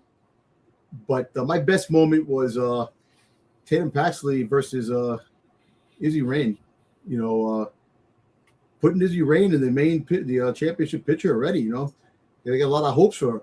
You know what I'm saying? That they already putting that. I know that the women's division is kind of depleted now because it took out all the, but there's still, you still have a lot of women in that. But to put her in the championship picture already like that, that means they have a lot of faith in her, and she's actually resonated really good with the crowd, and people like Izzy Rain, and I'm really liking her. I really think that she has a great look, and like I said, a great in-ring prowess.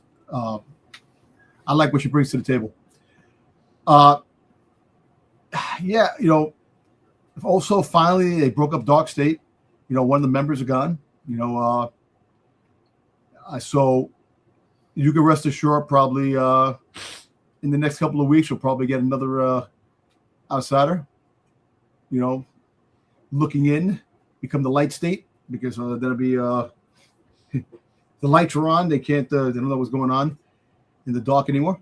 But other than that, I liked Miles Bourne with Tony D'Angelo.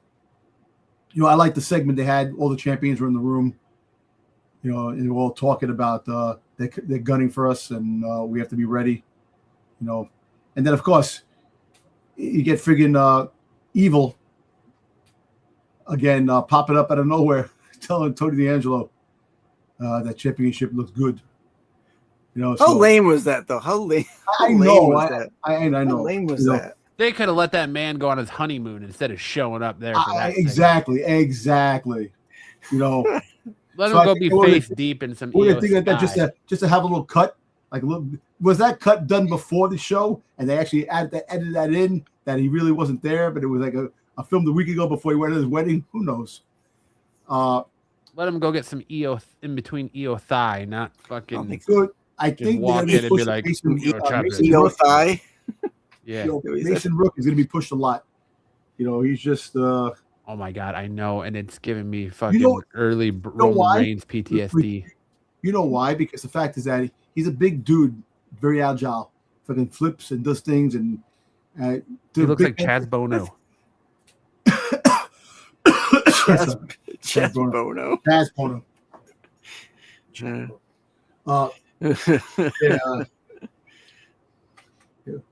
First of all,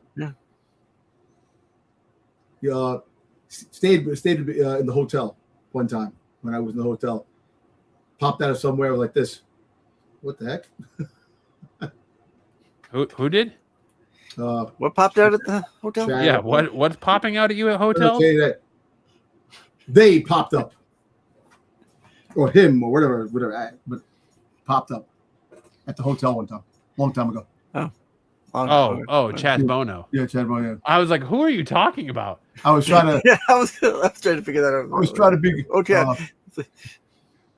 Not offensive and politically correct at the same time, but at the same time, I don't know. Really. But anyway. The other big meme going around is that Mason Rook looks like Peter Griffin. Peter. That's sad, but you know what? He's good. He's got a good freaking goddamn video package for freaking the Indies, man. What he's done in the Indies, man. It's sad, But you see, that's what happens, Keith Lee got the same thing. He was a heavy man, freaking goddamn. What's his name? Man, Samoa Joe, big man. Big Show. Yeah. Andre the Giant. Anybody that was a big man that there was always somebody say about their stomach, about their weight, about let the dude cook. Yes, he likes to eat. I understand that, but at the same time, he's a super heavyweight. That's fine. I get that. I'm all for that. But bro, know that when you can't tell me when he hits the ropes, he ain't hearing his thighs going. I know. Hey, listen. But you know what? Listen, Oh, yeah. I can't. I'm not even gonna say nothing. I won't say nothing.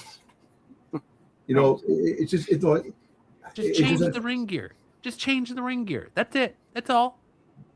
Yeah, Mm. the ring. I would definitely. I'm on you with that. Change the ring gear because at the end of the day, it's all about being comfortable too. I mean, I talked to 5 different people that I know that are professional wrestling fans today, and I said, "Hey, did you watch NXT? Yeah, it was a good show. What do you think of Mason Rook?" I couldn't get past the meat hanging out of his trunks. I couldn't get past the thighs, and I was like, "No, okay, I'm not alone then." And Eric was one of them. I think you lied too. Like you said, I lied to my friend, the wrestling fan. I think you lied to 5 different guys. You probably went to 5 guys. Burgers. No. I've got the messages to back it up. And Eric is one of them. Okay. I'll give you that. Eric. I believe that. No, but his performance was great. Let me ask you a question. Do you think NXT is now lame with all the call-ups and being depleted? I think it's I don't think it's lame. But it's definitely going through a rebuilding phase, a transitional phase. Kind of like I said last week, like it was when it reminds me a lot of like when all the big like Shinsuke Nakamura and Adam Cole and all those guys left. It's a rebuilding process. It's just like it was when they left it to like Javon Evans, Obafemi, things like that. They've got to build stars, and that is what they're trying to do. And you got to build stars, but not try to force a guy down our throats and force us to care about a guy that you gave no video package for. You didn't give 2 fucks about when he debuted. You just kind of threw him out there. And now you want me to care about Mason Rook and who he is and why is he going right after Tony D'Angelo and what beef does he have after Tony D'Angelo? And it's you're trying to get me to ask all the wrong questions here. You should give me a reason to care about Mason Rook. Maybe what happened was that Tony D'Angelo had him pay for a meal at an Italian restaurant that he thought he was going to get the meal for free. And so now you're saying he dined and dashed. He dined and dashed on Tony D'Angelo. Tony's not happy. Hey, could be, anything's possible. No, but I think that's the new thing now. You put these guys in major storylines against champions off the bat. To try to spark some interest. Like I do like the fact that some of these new guys get opportunities, but you got guys in the back that actually should be in the picture and they never get the opportunity. It's all in how you present it, because usually when someone debuts, the announcer's like, "Oh, Booker, that's so and so. He did this and this on the Indies, and da da da da da da." You're listing off his resume to get people to be like, "Oh, okay, cool." But nothing was said. Yeah, let me look into this guy. Give me a reason to go out there. They should have had a video package, showing him what he did. And what did we get? Is that a fan? Yeah. That's all we got. Is that a fan? And then all you got is John Cena. He's big, he's bad. He'll body slam your dad. And then they rolled out the video package. Mm-hmm. So what they should have did was before he came in, they should have had a video package. Who is this guy like popping up? You don't know what he's gonna pop up. I wouldn't even have done that. Just make him out as a rookie, and he's really good.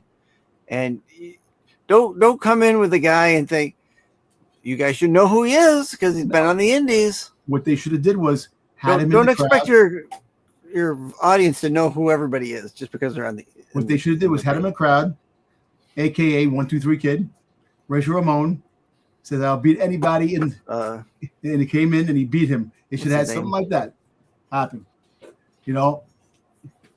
So yeah. But you know what? Like I said, that's bad. That's bad at NXT and actually TKO, because TKO ends it. You got these new guys coming in from the Indies. You got to let people know who they are. There's so many guys in the Indies that they're coming over. We're going to sign this guy. We're going to sign that guy. Where was it that did we see any like posts or anything that this guy was signing? No, he was completely a shocker. But like even with Evil, when Evil showed up there, Booker, do you know who that is? He's the former IWCP champion. Like they gave a somewhat of a resume for the guy to go, oh, okay. Summed him up. And unfortunately, it's been on the IWC to be like to reduce him to nothing more than Io Sky's fiance. But right. I think that's all he's good for is being banging Io Io Sky's Sky. fiance. Yeah. All right. Well, my turn, right? Always. It's my turn. Always my turn. Okay. My best moment of the night is going to be the Tatum Paxley, Lizzie Rain match. I really liked that match. I enjoyed it. Even to when Zarya comes in, perfectly fine. Best match of the night. Worst moment of the night. Well, let's see here. My worst moment of the night is going to be kind of also with my what were they thinking? I'm going to kind of keep going with the whole Rook thing. Mandusi. Yep. I just like saying that. I can tell. I have no problem with him as a wrestler. The build up for him has been, start up high and then nobody knows. My problem is that they have him in a match with Hendricks, and then you break it off, have another match, and then you come back to Hendricks and him where he's in the why is he out in an interview after another match to talk about the match he just had 2 matches ago, and they do that all in one. Have the interview right after that match, and then have Rook question him during that portion. Don't wait. Don't wait to have it later. Do it in the here and now when the match is just finished, because you could tell that they were playing it that he pins him. Rook is pissed that he's pinning him and taking the pin away from him. Do it after the match. Don't wait. Don't wait till after the next match comes off. Yeah, how crazy is that to have the new guy that you're trying to push go to pin his opponent, and then just the other dude just rips him, his own teammate like pulls him off. Yep. So he can't get the win. Yeah. Which if you're gonna put him in a feud, fine. But maybe a feud is coming. Make the package a package. You have the match. They do the interview. They have their interaction. Hey, that was my pin. You're taking my pin.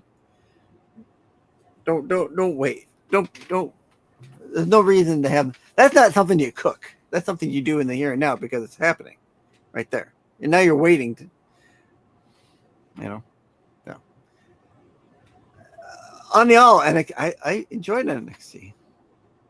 I thought NXT was really good. I would dare say that NXT once again was the best WWE of the week. All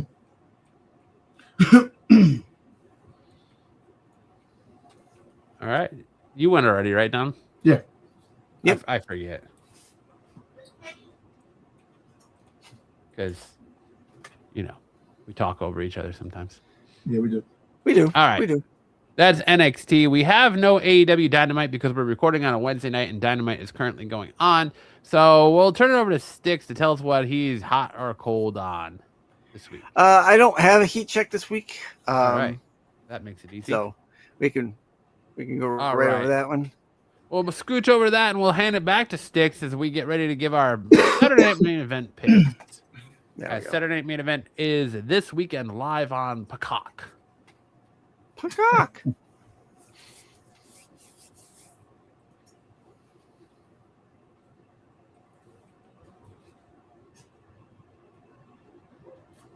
Did it add it? Yeah, it's there. Oh, it takes my internet like a minute for it to. All right, so Saturday Night's Main Event, we're getting 5 matches for Saturday Night's Main Event.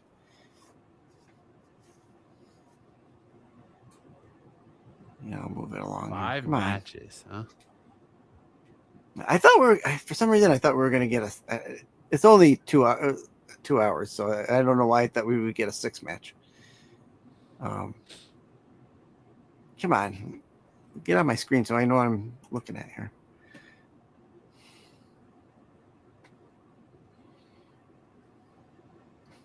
Holy cow! I can hear the dead air and Dom. I can hear the hamster dying on my wheel over here. What the hell's going on here? You're loaded up. Alexa Bliss, Charlotte Flair, and Rhea Ripley versus you Jade talk. Cargill, B-Fab, and Mi Chin.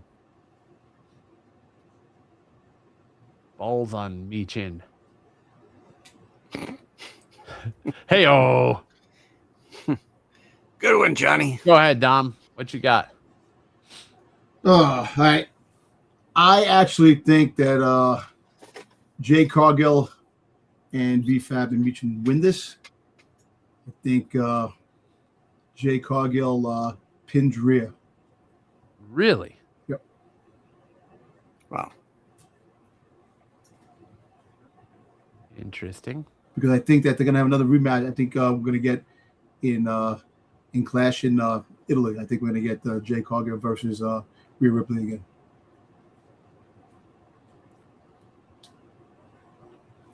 Okay. What about you, Sticks?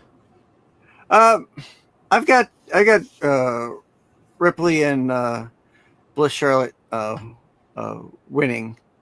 I think Jade will get kind of pushed out, and then I think Ripley will pin Michin for the win. Okay. I think that Jade Cargill is going to get I think Jade's team is going to get the win, but I think it's going to be because Charlotte Flair and Rhea Ripley won't be able to get along, and I think WWE is going to build towards Charlotte Flair versus Rhea Ripley at Clash in Italy. I think they're going to push her back into the singles scene to start that feud, to kind of start brewing that feud between her and Alexa Bliss. That's just me. That's it. That's a quick turn. That'd be a quick turnaround for a feud. 1 week. I mean, I think that's what it's going to be. They're going to cause conflict. There's going to be something that happens where conflict happens, and they're going to pit Charlotte versus Rhea because they already don't trust each other. Well, you know They're what? already building that we don't trust each other vibe. And Matt, no, you're right.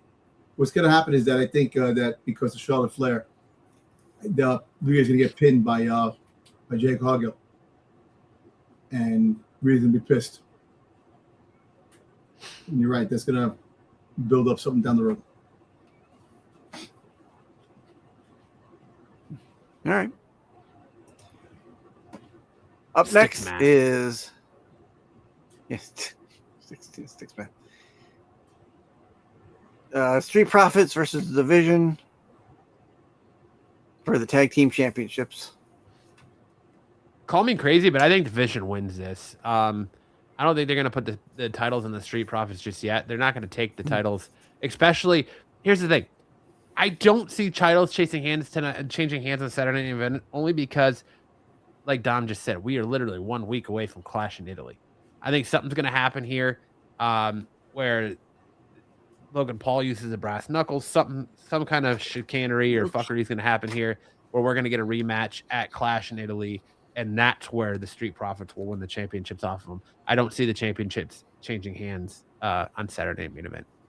Is this even still a championship match, though? Because I thought I read that this match was changed also to a non-title bout. According to what I read today, it was still listed as a tag team title match. Yeah. Okay. Yeah. Go ahead now. You go ahead, Six. I'm going to agree. I think Vision is going to take this match. I think Dawkins and Ford, something's going to happen where they knock into each other, and the whole what's going on between them happens again, where they start arguing again after the match. So I'm going to take the Vision in this one. Yeah, I'm going to go with the Vision myself too. I think the Vision retains. I think I think Montez Ford is gonna walk out after they lose, and because I know that him and Dawkins are not seeing eye to eye because with Seth Rollins and that. But I think that's why I still think that down the road, you're going to bring back any tag teams, but I think they see a bigger future with Montez Ford. But I think Vision retains, and they got to work, and the Street Profits have to work on their stuff for the rematch again in Clash in Italy. Yeah, so that's my pick. I mean, I could even see like Braun Breaker coming out to try and help Austin Theory and I know, Logan but you Paul see, Braun Breaker Seth. came out the one time in Saturday Night Main Event when he came back to join the Vision. Yeah, but I could see him getting involved in this, and I could see Seth coming out to get involved in their match, and Seth costing the Street Profits the title to continue that like distrust they have. Mm-hmm. Yeah.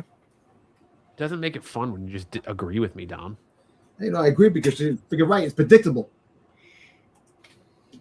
Or maybe I'm just a fucking wrestling savant. That's not the case, but go ahead, Matt. This is for you. Look, I think you called it earlier when we talked about this, man. Like, this is going to be Sol Ruca taking a victory over Becky Lynch, leading to them facing at another PLE. Will it be Clash in Paris?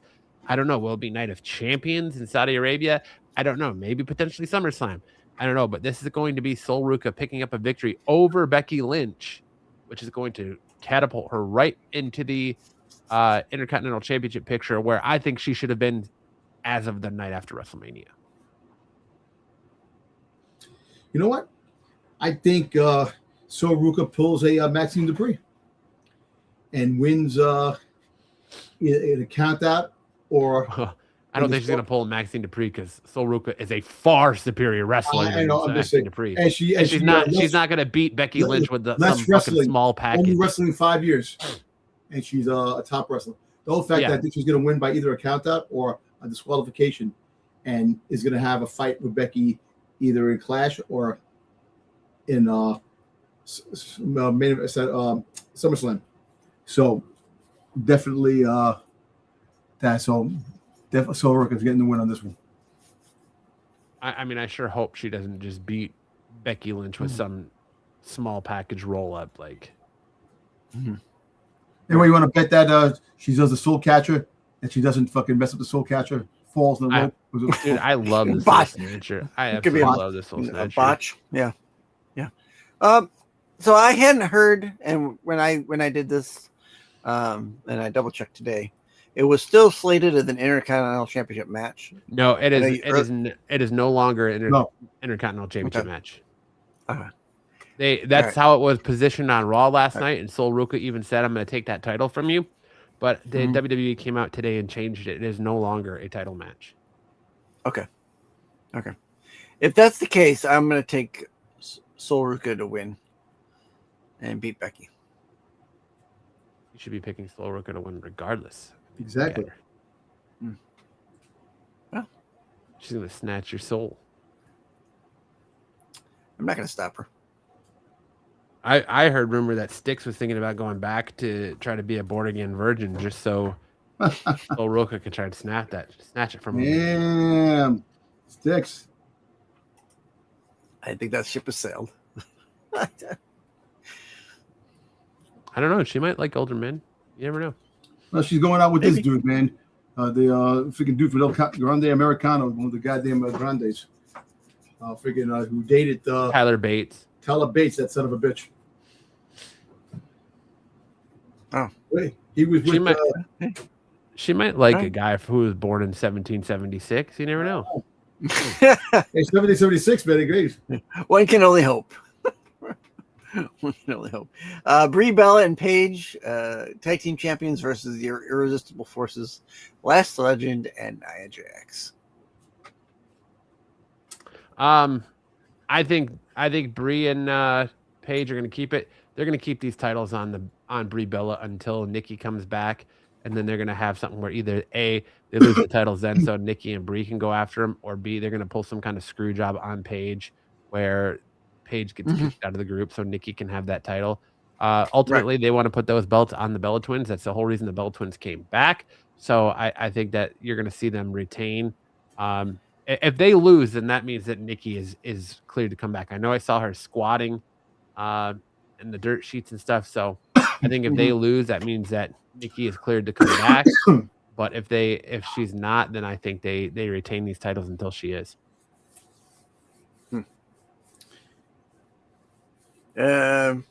I'm taking Nia and Lash.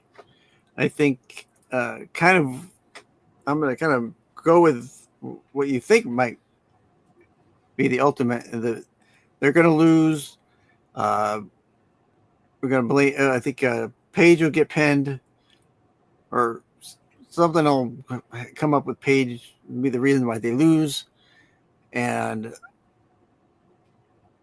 then down the line, like maybe the next week, that's when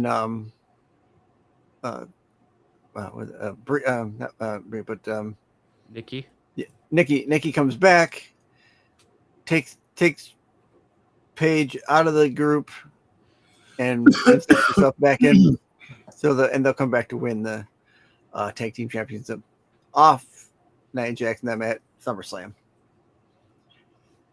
I don't know. I just don't think there's any money in putting the belts back on Nia Jax and Lash Legend right now. They're still riding high the Paige return, and Paige is getting popped. So why take titles off her right now? There's no reason to. That's just my way of thinking, anyway. Yeah. Who am I? I'm just some asshole on the internet. Are we all? What do you think, Dom? Actually, you know what? I actually think that Lash Legend and Nia Jax are going to win the belts back. You know, there's been like a lot of rumors floating around that it's Saturday night event. Nobody loses belts on titles. That Dominic is always saying that champion belts don't change hands on a Saturday night event. No, I think what's going to happen is I think Judgment Day is going to come out, and I think that Judgment Day. Judgment Day. Oh, he's going to come out and cause them to lose the belts. No, but I think what's going to happen is that you're going to have this girl. Fucking farts. Lyra, Roxanne Perez. No, Lyra Valkyria. Yeah, her and Bailey are going to come out help, and there's going to be an issue where they accidentally make them lose, and they're going to fight. You know, there's going to be a squabble between these guys, but they're going to take the belts off them. They're going to take it because I think they want them to have the belts, and I think that we're going to be getting a bigger shocker for the belts down the road. So, yeah, I think that the Lash Legend and Nia Jax are going to take the belts because of some interference. All right. Good. Wow. I like it. Ethan Page. That's it. That's all I have to say. Ethan Page takes it because I'm going to tell you this. Shocker that you're taking Ethan Page. I'm shocked that you took Ethan Page. You're going to have what's going to happen is that Ethan Page takes it. You're going to have Ethan Page versus Rusev at Clash at Italy. And then you're going to have a four-man Javon Evans, Penta, Rusev versus Ethan Page at SummerSlam. That's your SummerSlam card right there, and your Clash in Italy. I like where your head's at, but I don't think they're going to take the belt off Penta until SummerSlam. And he will probably eventually drop it to Ethan Page. But I think the safe bet in all this is seeing Rusev interfere. And Rusev's going to interfere, costing Ethan Page the match. And then they're going to probably... I don't know if he'll defend at Clash in Paris, because Clash in Paris, you know, only a week away. Sadly, as we talk about week after week, not all titles are defended on every pay-per-view. Yeah. So I think that Ethan Page is going to lose via interference by Rusev, and it will lead to a either triple threat or a fatal four-way at SummerSlam for the Intercontinental Championship, and that's where Ethan Page will win it. They're trying to make a star out of Page on the main roster. So where are you going to make a star? At having him capture the title at SummerSlam, or have him capture the title at a Saturday night main event?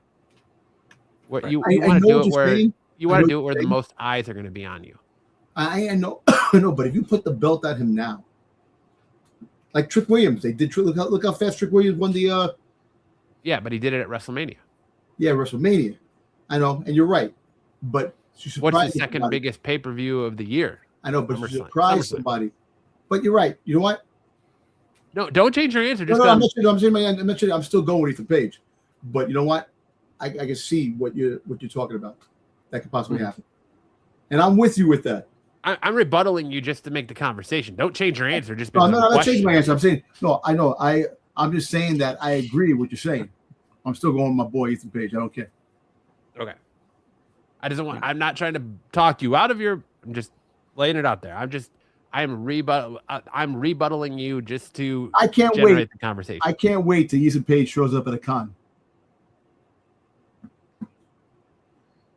Yeah. What are you going to say? Let me touch your feet. You ever thought about playing Boba Fett? Yeah, right. Exactly. Hey, what do you want? That's what I say to everybody I talk to. If you're playing Boba Fett, yeah. What do you mean? I'm gonna, and I don't want this to sound repetitive, but I'm on the same page as Matt. I think Penta is going to retain. Why? I think Rusev is good. I think Rusev is going to come out and cause Page to. Because you're the one that started the stigma of nobody loses championship in Saturday main event, Dom. I know. I did. Yeah. But you know what? You're right. Because I'm going to look at this for you. Because you know when Ethan Page and Rusev had battles in friggin' AEW, there was some pretty good fights. So I think if they revisit that in WWE for the time being, and then you throw Javon Evans into the mix, you got yourself a nice little mid-card title scene. You know, so yeah. I think that's the last one, right? Yeah, that's the last one. Well, all right, hold on. You got to tell me who is your master's picks, Sticks? Who's the guy whose dirty work you're doing? What's his picks? He didn't give. Oh, okay. First off, it's not he's not a Sith Lord. He's not the Palpatine behind the curtain. He's dirty deeds. I have not gotten picks from our friend Kyle Starks yet. Listen, he's dirty deeds, and you're clearly. I did get them from. I did get him from Pete though. I did get the picks from Pete, and I will. Already, Pete was that fast. Yeah, Pete was. You sound like his wife now. Damn. Hey-oh, gotcha, Pete. Damn. Where's Pete's picks here? Pete's picks. Where's Pete's pick? Is it on Instagram? I want to know Kyle Stark's picks before the events from now on, because I don't believe that you're not cooking the books in his favor, Sticks. All right. So Pete took Jaden Crew to cheat and win. Vision retaining. Soul to win and getting a title shot. Bella and Page retained, but cracks start to show. And Page beats Penta, ending on a shock cheap win. In their butts. Butt cracks start to show. I think he means cracks in their armor. He means cracks in their armor, not cracks from under their pants. Got it. My bad. My bad. But he did take Page to beat Penta in a shocking win there, Dom. Yeah. There you go. Well, there you go. Everybody just agrees with Dom. And that's why they lose. Yeah, why not? All right. Yes, tune in next week to find out who will be our IWC Off the Mat Saturday Night Main Event champion. And if it's going to be Kyle. Can Kyle Starks hold on to his title, or will he be overthrown, dethroned, and when I win my championship back? Because technically I never lost. All right, guy. I will not stand for this travesty of cheating that is Styx and Kyle Starks. So we have to come out and win this championship off of this authoritarian overlord that is Kyle Starks. Coming for you, Kyle. Ooh. Coming for you. Right. All right. Anything else you guys want to talk about tonight? Anything we haven't touched on yet that we think we need to fill the fine folks in on? No, I'm just hoping that they start cooking now with some of these ideas they have. You bring back some people. Hopefully some of these these newcomers that are going to be coming in, the potential re-signees, that they can pump some new blood into the product and make some things happen. Look, as much as we love the company, we love the wrestling, the WWE.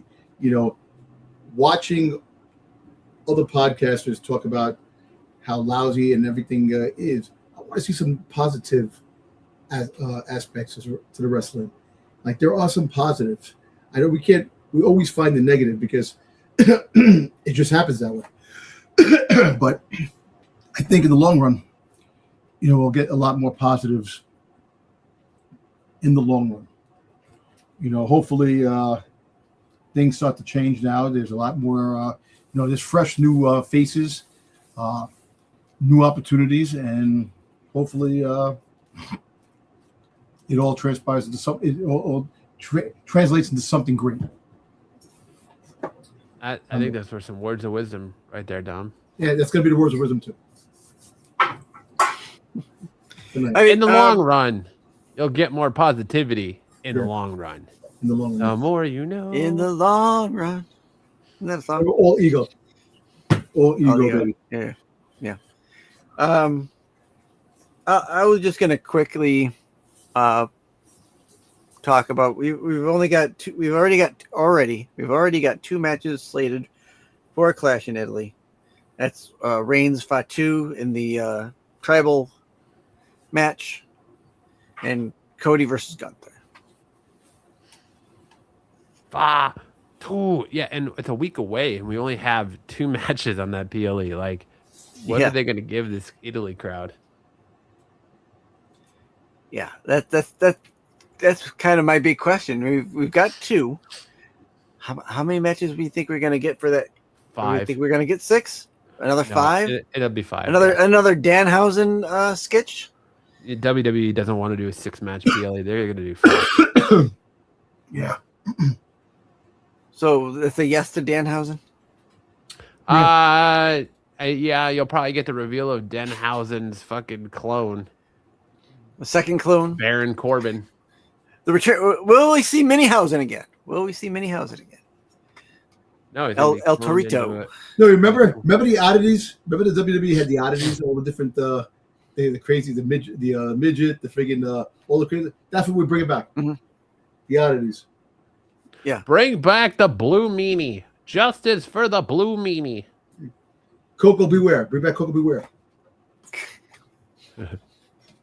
All right. Well, I think that's a good place to stop. That'll do it for us this week, guys. I hope you enjoyed the show. Whenever there's a Coco Beware reference brought out, we got a Coco Beware the hell out of here.